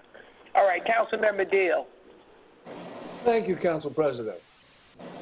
I want to start off by just saying I respect Councilman Coyle's opinion on our situation with our lawyer, our township council. I will say, though, I've worked with a lot of different lawyers and a lot of different people over the past many years.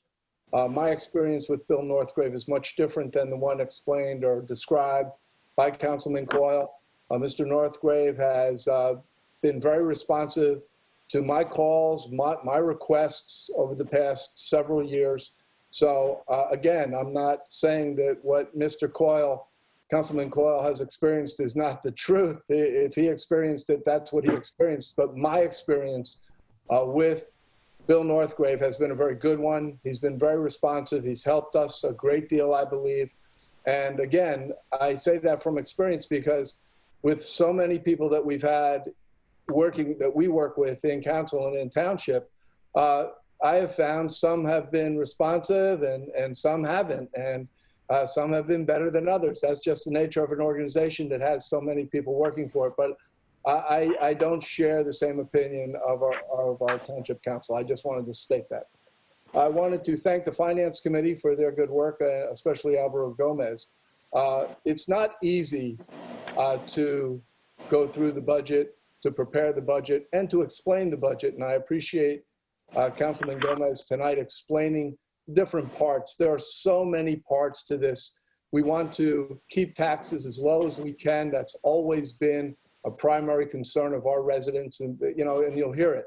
You can knock on 1,000 doors and the number one concern you're going to hear, the taxes are too high. That's what you're going to hear. So we need to keep our taxes in check, but we need to balance that with the services that we provide also. And in Edison, we are proud of our services of what we can provide. So again, good work to the Finance Committee and good questions from all sides, people inquiring about different ways to approach the Finance Committee and different ideas about, you know, how to make next year's budget better. Very, very good conversation. I want to give a shout out to DPW. And again, this may be contrary to somebody else's experience, but we had a storm a week or so ago and kind of came out of nowhere. Didn't expect it to hit New Jersey so bad. It was the wind. It wasn't the rain that we got in Edison, but as a result, we had a lot of branches down, a lot of power lines down. And I don't know what it was like, but I received emails from numerous residents in my area telling me that they were appreciative that there was a branch pickup. They didn't know that there was going to be a branch pickup. And although it took a couple of days with so many roads and so many branches down, that's what it takes. It just takes time to do it. But I think they did a pretty good job. And if anybody thinks differently, well, again, that was my experience. So shout out to DPW. I thought they did pretty well. The last thing I want to share tonight, it's near and dear to my heart, Middlesex County hazardous waste pickup. It's one of the great services that our county does.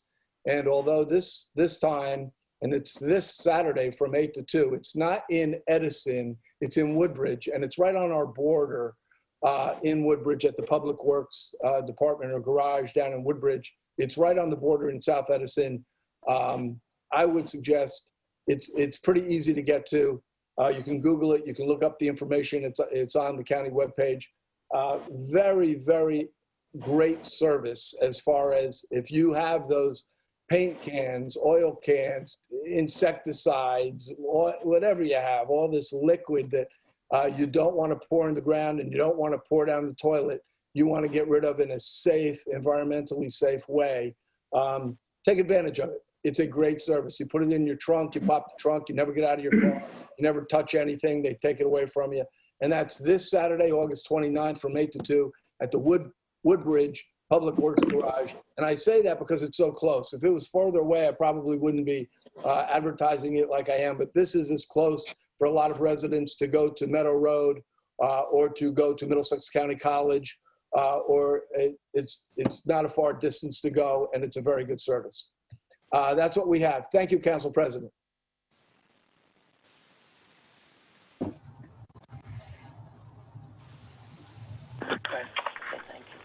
Oh, thank you. Thank you very much, Councilmember Deal. Councilmember Gomez. No. No, it's Deal, then it's Gomez. What's wrong with everybody tonight? I don't know, yes. Yeah, I'm going right down alphabetical order. Councilmember Gomez. Thank you, Council President. None of this time. Okay, right. Councilmember Joshi. See, I'm checking it off like a teacher would. Okay. Nice. Council President, I have a few items for discussion. One, I just wanted to let you know that I've concluded my internship program. There was 100 students from Edison Township that took part in it.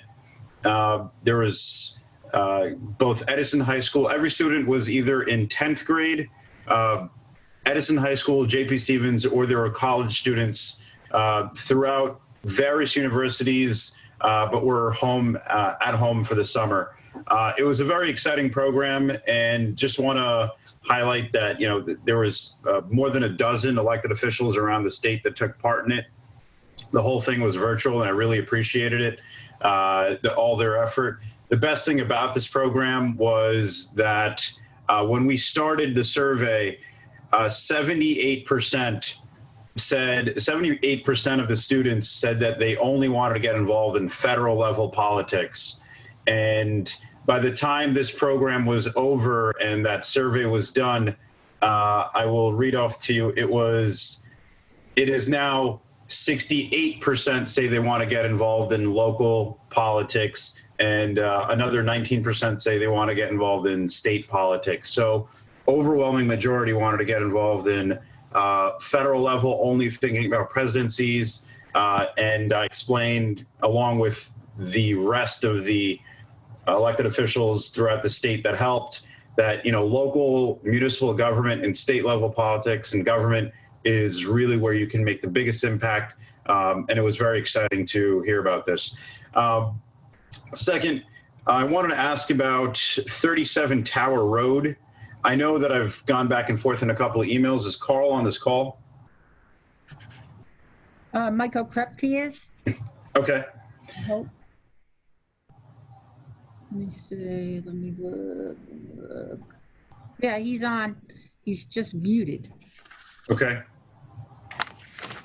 So I inquired about Tower Road because utility companies that rip up the roads tend to not resurface them properly, and we have an ordinance in place. I want to know what the reason is as to why that's not been followed up, why it takes so much time. I've been asking about this for several weeks now.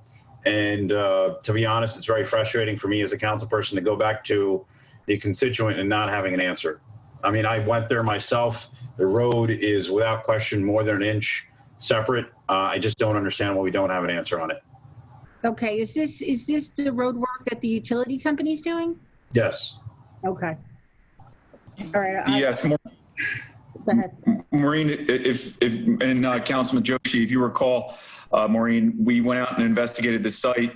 They are still, they being the utilities, are still completing work there. There were some areas of settlement that does not meet, settlement in the trench areas that did not meet the repair standards. The contractors, it was the water and gas companies, were notified. And that's where it stands right now. But the complete restoration will not be complete until, or started until this utility work is completed, and it is still currently ongoing. So what's that part that you're referring to that does not meet the criteria? And what can we do about it? Because that ordinance in place, to my knowledge, was from curb to curb. So I don't understand why there's any sort of loophole. No, there's no, that's not what he's saying. There's no loophole. It's just a permanent restoration isn't going to be made until they're done doing all their work. Okay, but it's been 3 months now. So how long is this utility work going to take? It's going to be a while, Councilman. We already know that.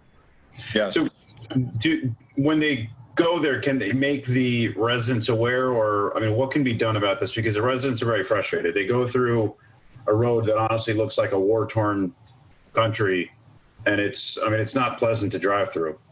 Hey, Mike, can we get whatever utility company's doing it, like, let's just let them put door knockers up with some future date, so at least they have some idea what's going on?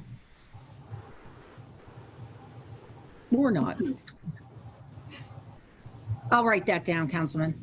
Thanks. And I think it's appropriate because it reflects poorly, you know, at the end of the day, even though it's a utility company that comes in and they rip up the roads, it ends up being government that takes the criticism for it. And if it's not our fault, you know, we should at least let the public know. It'd be, you know, that sort of communication would be a good thing.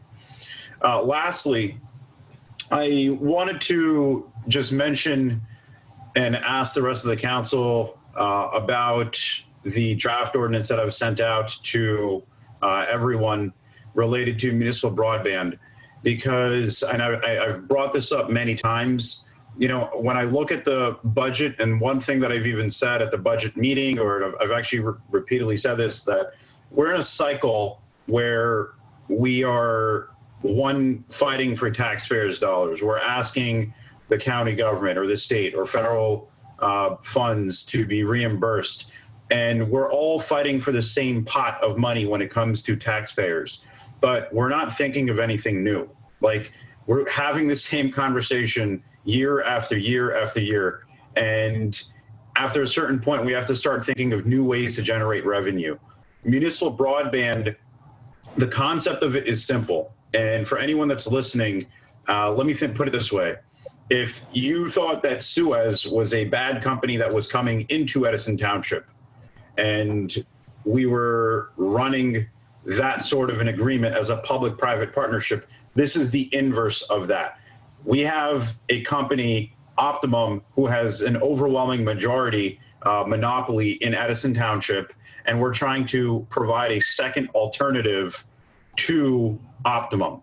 And the reason why, you know, the most common question that I get asked is, why can't we just get someone else? That's not our decision, because a private company does not want to. If you look at the map, the federal government actually has a website that shows the lines and the borders of where all the companies are at throughout all of America. You'll see that cable companies, internet service providers do not overlap on each other's turf because they don't want to get into a price war.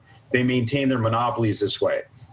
So the simple solution that's been suggested and has been implemented in many cities throughout West Coast and Central America is municipal powered broadband. It's an alternative that if we structure it properly, like I said, it would be the inverse of a Suez deal, then we can start generating revenue from municipal, we can start actually offsetting municipal taxes, driving them perhaps lower, perhaps, or at least offsetting them in future tax hike if we structure an efficient public-private partnership wherein essentially instead of you paying Optimum, one thing to know is that Edison residents right now, the average homeowner bill is $139.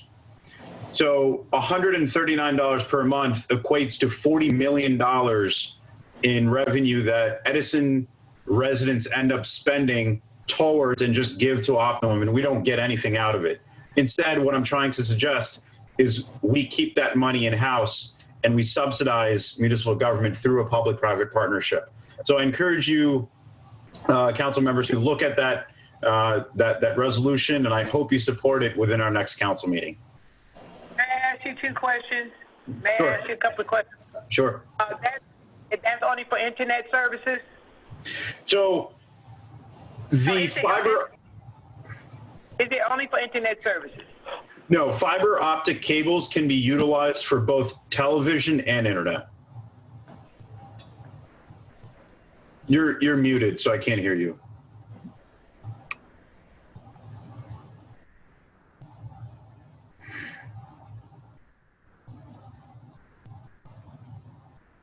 I can't hear you. I don't know if anyone else can. Nope.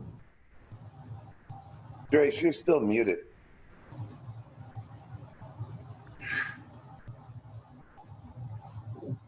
No. All right. I can hear you now. Go ahead.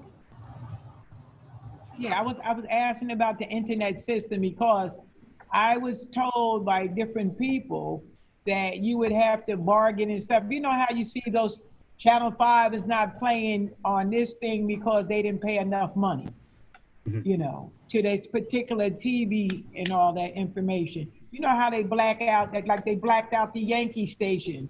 Unless they cooperate with the other big TV Mongols, you won't be able to get that.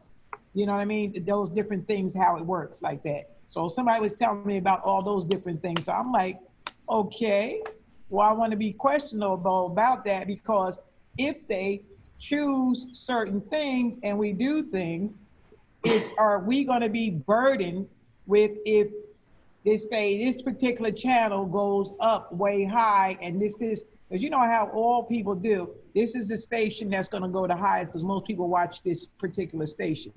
I just want to know for the people ask me, and I said, well, I'm going to ask him, do we still have to bargain the prices of the TV stations and the TV packages? Because there's no way in the world you're going to get, you know, suppose you get, what is it? I guess Hulu and all that streaming.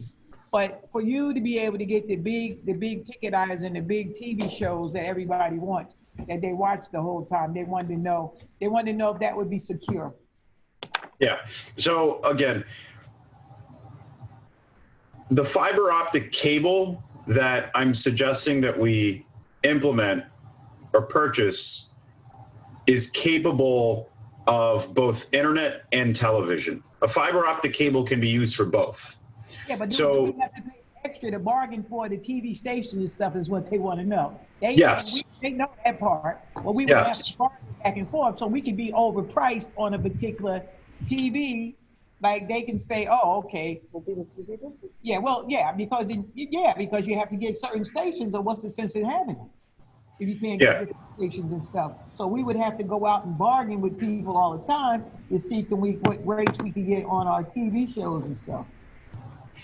Yeah, so the first thing is it's important to remember that 62% of Edison Township that filled out my survey, which was more than a few thousand people already in less than 3 days, said that they only have internet. They don't use television. So I'm not discounting them. I'm just saying that it's 62% out of the 5,166 people that filled out my survey.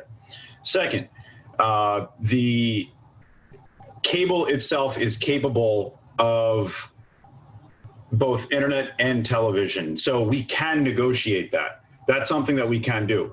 The request in the resolution that I've put out there is that it would have the feasibility study to show these type of finances.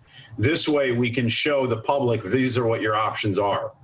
I'm not suggesting let's go and implement it tomorrow. I'm saying let's at least agree that Optimum is an awful company. There is no alternative, and we should have an alternative. So if you want to keep Optimum, you can. You can keep your TV channels. You can keep everything as is. But all I'm saying is let's do a study for this because it's worked in other municipalities.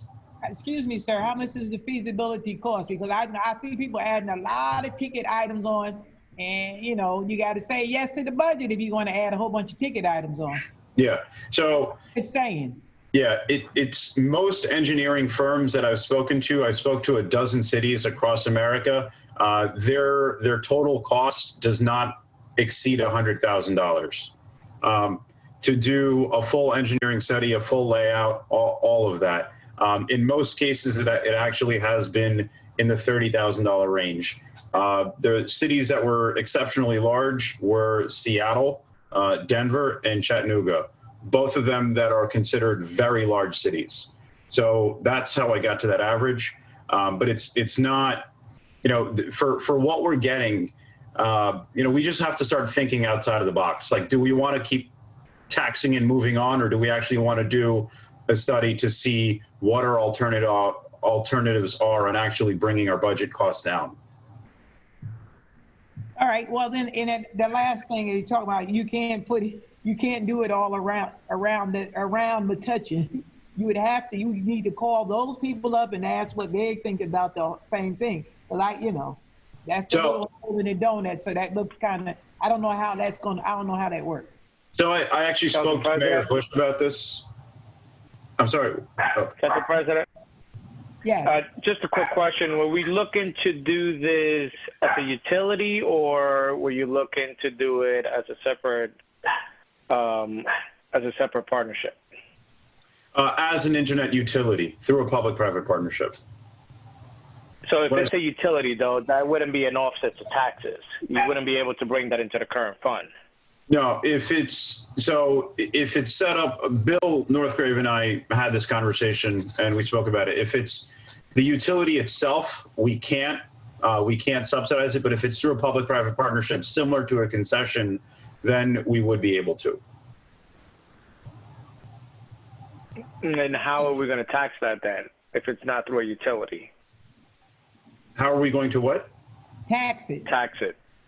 So this is part of the study that I'm saying that I'm not suggesting one particular idea. I'm saying let's do the study on what is most feasible. I mean, there's a number of options. We can throw out a large concession amount as we did. May not be practical for the company that's taking it on, but we can also do the study to get moving on it. Okay. Do we have anything preliminary that you can share with us as far as any outlays of plans of how other municipalities have been doing the capital outlay, the risk that you run the risk that you run of based on the level of participation?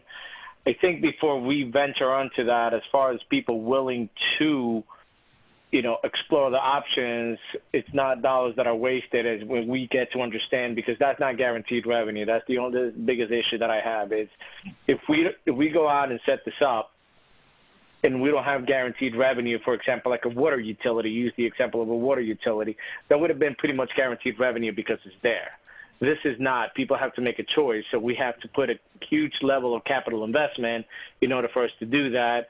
And like everything else, like you were listening to Bob Smith, we got to build it up. Or you have another company and come and do it, and it could be the same situation and the same sentiment as Suez. So I think if you have any case studies that you can share with us prior to going out for a study, that might be helpful in kind of helping us understand what other people have gone through, what they set out to do, what they encounter, and how they were able to be successful on that. That might be something that might be very helpful for us to understand and kind of have a better grip on it. because it contains a huge variable, right? Yeah. And it's your revenue base.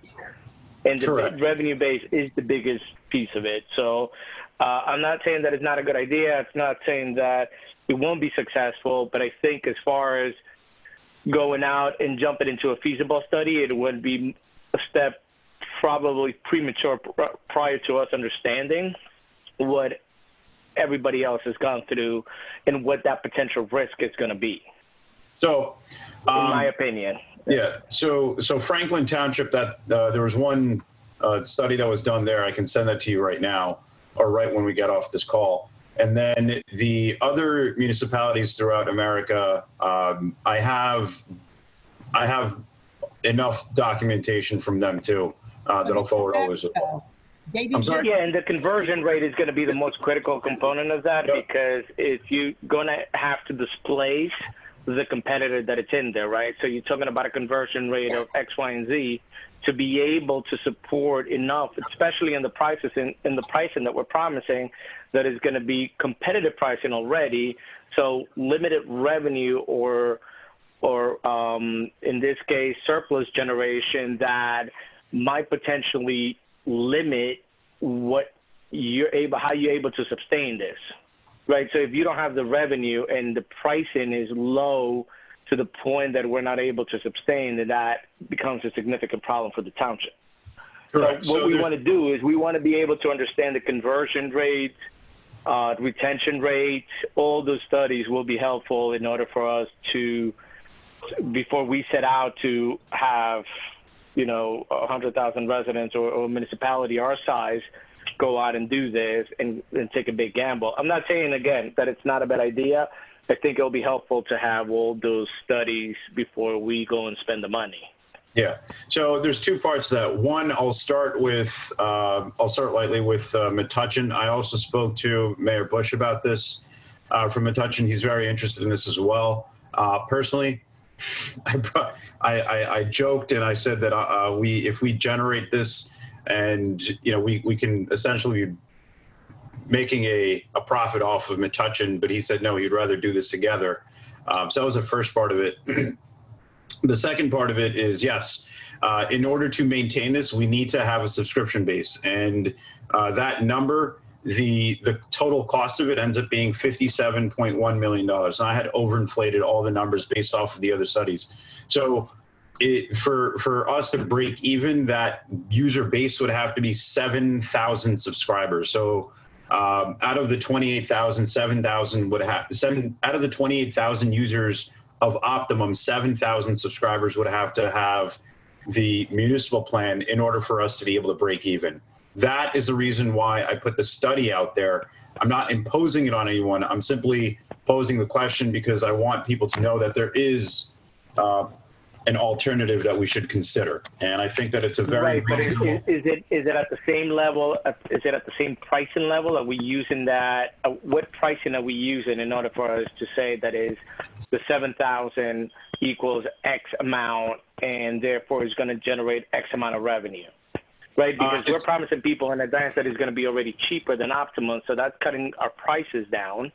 Right. Yeah. And then the other thing that we want to look at is also the retention of that, because when you're starting a new utility, you want to see where your retention is going to be, right? It's a new product. It's a new offering. It's new companies come in, more established, bigger companies have a significantly stronger base, significantly stronger support.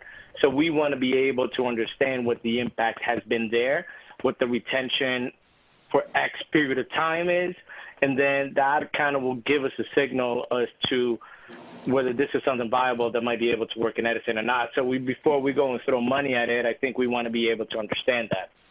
And that's, in my opinion. Yeah, I'll feel different. Yeah, I'll send you the other examples of the studies, but you are right. Like I said, there's a certain amount. It all comes down to how many people are going to use it, and that's the reason why I put the survey out there. And 5% of the town actually filled out the survey, so I think people are interested in it. But I'm also interested in knowing, what a feasibility study would accomplish. Council President. Yeah, look, everybody's open to to a possible change is whether we can retain the same level of service that we can provide, right? That's going to be the biggest thing, is the retention level. And then, at what pricing are we going to be able to, and whether that's going to be sustainable to hold the cost base to where we need it to be in order for that to be achievable. But, look, great idea. Like I said before, let's look into it. I think it'll be helpful if we get some of this stuff in front of us, and then we'll make a more educated decision on whether a feasible study will even get us closer to where we think we're going to be. So, but no, thank you. Appreciate it. Thank you. Council President. Yes, Council Member. I didn't know we were going to get into a deep discussion here. And again, I commend Councilman Joshi, his efforts, the surveys. I understand the direction. It's just whether or not is the Township of Edison want to get involved in business. It's just challenging what you choose to pick. And I agree with Councilman Gomez, the questions, the onboarding, and I'll just finish, Sam. I don't need a lot of comments, but we can talk about a lot of surveys, but the onboarding of people switching and the retention, you get to the 7,000 people, hey, great, we're breaking even. We got Mayor Bush on it, fantastic. But we don't have cushion to lose money. And where you got, Optimum, I mean, if I was their, if you were my competitor tomorrow morning and I was Optimum, I would drop my prices the minute you launch. Yep. And then what are we going to do when they do that? And, and it just, it's finished. And I know you have a lot to say, but this is a very large leap. I don't like the project. I do commend the work. I think it's, the wonderful, your interns are involved, the surveys. It's just that I'd rather, there are other leaders in government, Mayor McCormick. I'd like to see him start doing it first. Mayor Jonathan Bush, let him go do it first. He is allegedly, a man of power and resources. His former mayor was the chief of staff for the governor's office. I just don't see us taking a leap. And when I look at us diving into being involved in products and services, some people can say, let's get involved in bottling spring water. Everybody needs spring water. 12.8 million gallons of spring water were sold last year. Spring water is a no-brainer. Maybe we should start bottling spring water and selling spring water. It's just that I find it a challenge. People will be on board. You got a huge competition. I would love, what I think is commendable of your homework and the support of the council, considering your survey and the work behind doing the study, is that maybe we get Optimum to the table to drop their prices. Because if it's a leap between $40 today or whatever it is, and tomorrow we can make it $15, Optimum's going to come to the table knowing that we're willing to do this. And I have a issue. We're disturbing traffic as it is. We have paving, utilities, road work, construction, building, development. Now we're going to go through and decide to launch all these cable trucks to go down every road and line 500 miles of cable. And we just did this with the cable company in Raritan Center, who is a mothership of Optimum. They just ran all this new wire. And that troubles me. And the other thing that troubles me too, Councilman Joshi, is that, it wasn't long ago that I met with the Banking Commission, and they talked about years back when ATMs were gonna kill jobs. It was gonna cause an issue. And ATMs, which now, they're called 4 different things. ATM was our day, and that name has changed. But ATMs created jobs because it took time off the teller to sell securities and different mortgages and stuff. So the banking industry grew. I was recently, in a parking area, and back in the day, I think this administration discussed parking and having an opportunity for parking meters. And parking meters were popular at one time. Now we moved to parking kiosks. Now I'm down the shore, and it's an app. Okay? So I think that there's also going to be a timeline crunch of innovation and change. And your idea, although meaning great, is going to expire. I'm more believing that it's going to expire. Internet's going to be cheaper. People are streaming. The competition is on the move. And I think we have an easier time bringing Optimum to the table, knowing that we have this initiative to consider, than we would do expecting the onboard and the cushion of this loss. Because who's carrying our loss, Councilman? I mean, this is not coming out of your pocket. We're just going to spill it on the taxpayers and assume, hey, we'll just see how it goes, and we got to manage it. And the last thing, as Councilman Gomez said, customer service. I mean, I'm not throwing off my chair with any customer service in several areas of departments we have to deal with, for services. But, I do get Cablevision on the phone eventually. I mean, they have an art of this.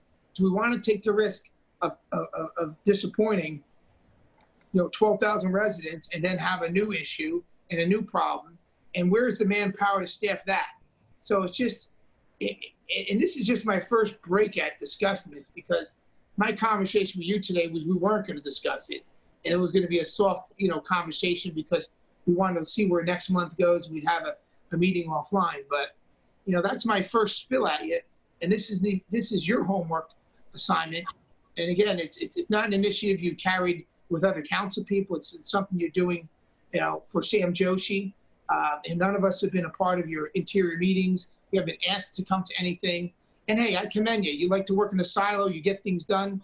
And Councilman Joshi, that's wonderful. You're a hard worker, and no one will argue that. But it's a gamble. And I'm not looking to put the residents in a gamble and a survey. Onboarding and changing people to come on board to do things, it's much more difficult. And that's going to take a huge leap of salespeople to make that conversion. And you're going to have a huge competition with Optimum, because as soon as you hit the streets, they're going to be well prepared to destroy your endeavor. Okay. You touched upon a lot of points. One, again, the whole ask is a feasibility study, whether it is practical. So I'm not sure what or why the degree of hesitation and the defense for Optimum is so strong. But one valid concern that you brought up was what would happen in the case that we started this, they were to suddenly reduce their prices. This has actually happened in a number of cities. One, they've filed lawsuits. New Jersey is one of the states where they can't, there aren't roadblocks for municipal broadband. But the other thing is that if they were to reduce their prices, we have to anticipate that. So we get into a price war. And what's previously happened is those cities that end up having the fiber optic cables built out, when they get into a price war, they've actually forced the hand of the company, such as Optimum, where we would be able to lease out our cables to another company. So it's not like we would just generate it's not like we would just have a full loss.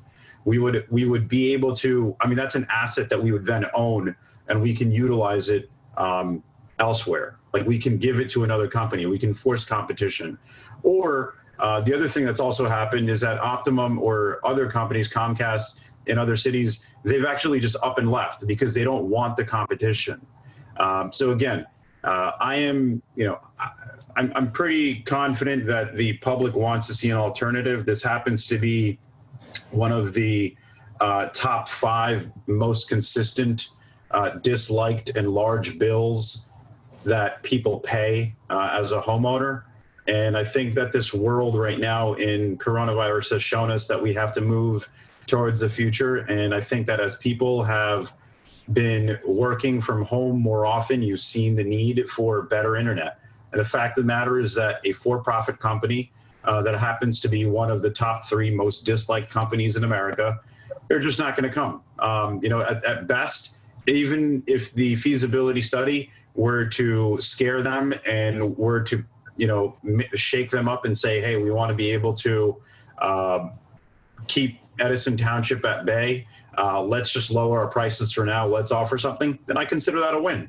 You know, at the end of the day, I'm throwing out alternatives to, one, reducing our tax burden, and two, for better service and better internet.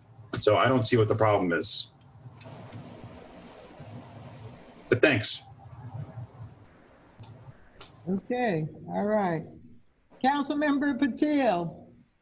Thank you, Council President. I have a couple of things. Maureen, this is the line item that is outstanding for probably more than a year. We have few communities like Westgate, and there are a few more, which has the common entrance that is shared by the neighborhood.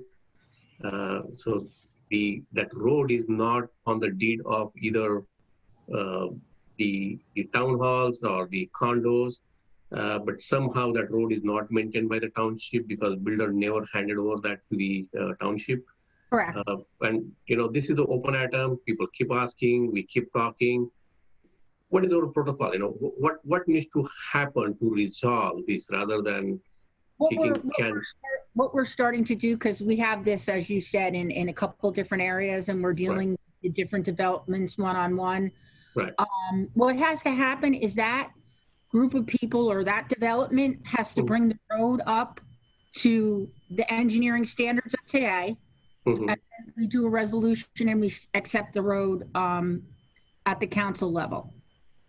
Okay, so the one way is if they can bring that road to the, again, if that road is built in say 1970, 1980, so Correct. You want them to repair it to that level? It has to be, yes, to turn it over to the town, it has to be the current standards. We have a couple developments already doing it. Okay, so I can, you know, then, you know, take that as a reference and work with the, this particular Westgate community, you know, to get them to that level. My second question is more general in terms of the road opening. You know, Councilman Joshi did touch base on that, but we have a situation that, you know, the individual homeowners, their house is complete, but their road permit was submitted by the utility company. Now they're in the final inspection, and what happens is during the final inspection, you know, we reject their the overall or the CO level, the inspection, because the utility company did not perform their work the way it is supposed to be as per the ordinance. Now, if the ordinance is submitted by the utility company, you know, again, these are big homes, you know, $1 million homes we're talking about. Is there a way for us to segregate this thing, you know, whose role is what, and we should be working on that particular entity rather than holding up the permit or the CO for that house, which not paying the taxes for us? Yeah, I actually just got copied on those emails, so I know what you're talking about. I haven't had any time to delve into it, but I really think you have some legitimate questions. I've just got to get a legal answer. So probably by the next council meeting, I'll be able to report something back to you with that. Not Wednesday. Yeah, thank you. Okay. Thank you, Council President. That's it. That all, Councilmember Patel? Yes. Yeah. All right. Ooh, okay. That's it. Can I get a motion to adjourn? Motion to adjourn. Second. All right. Who seconded? Second. All right. Thank you, Council President. Thank you. Most interesting. Everybody, thanks a lot. Thank you. Have a good evening. Meeting adjourned. Have a good evening. Not bad.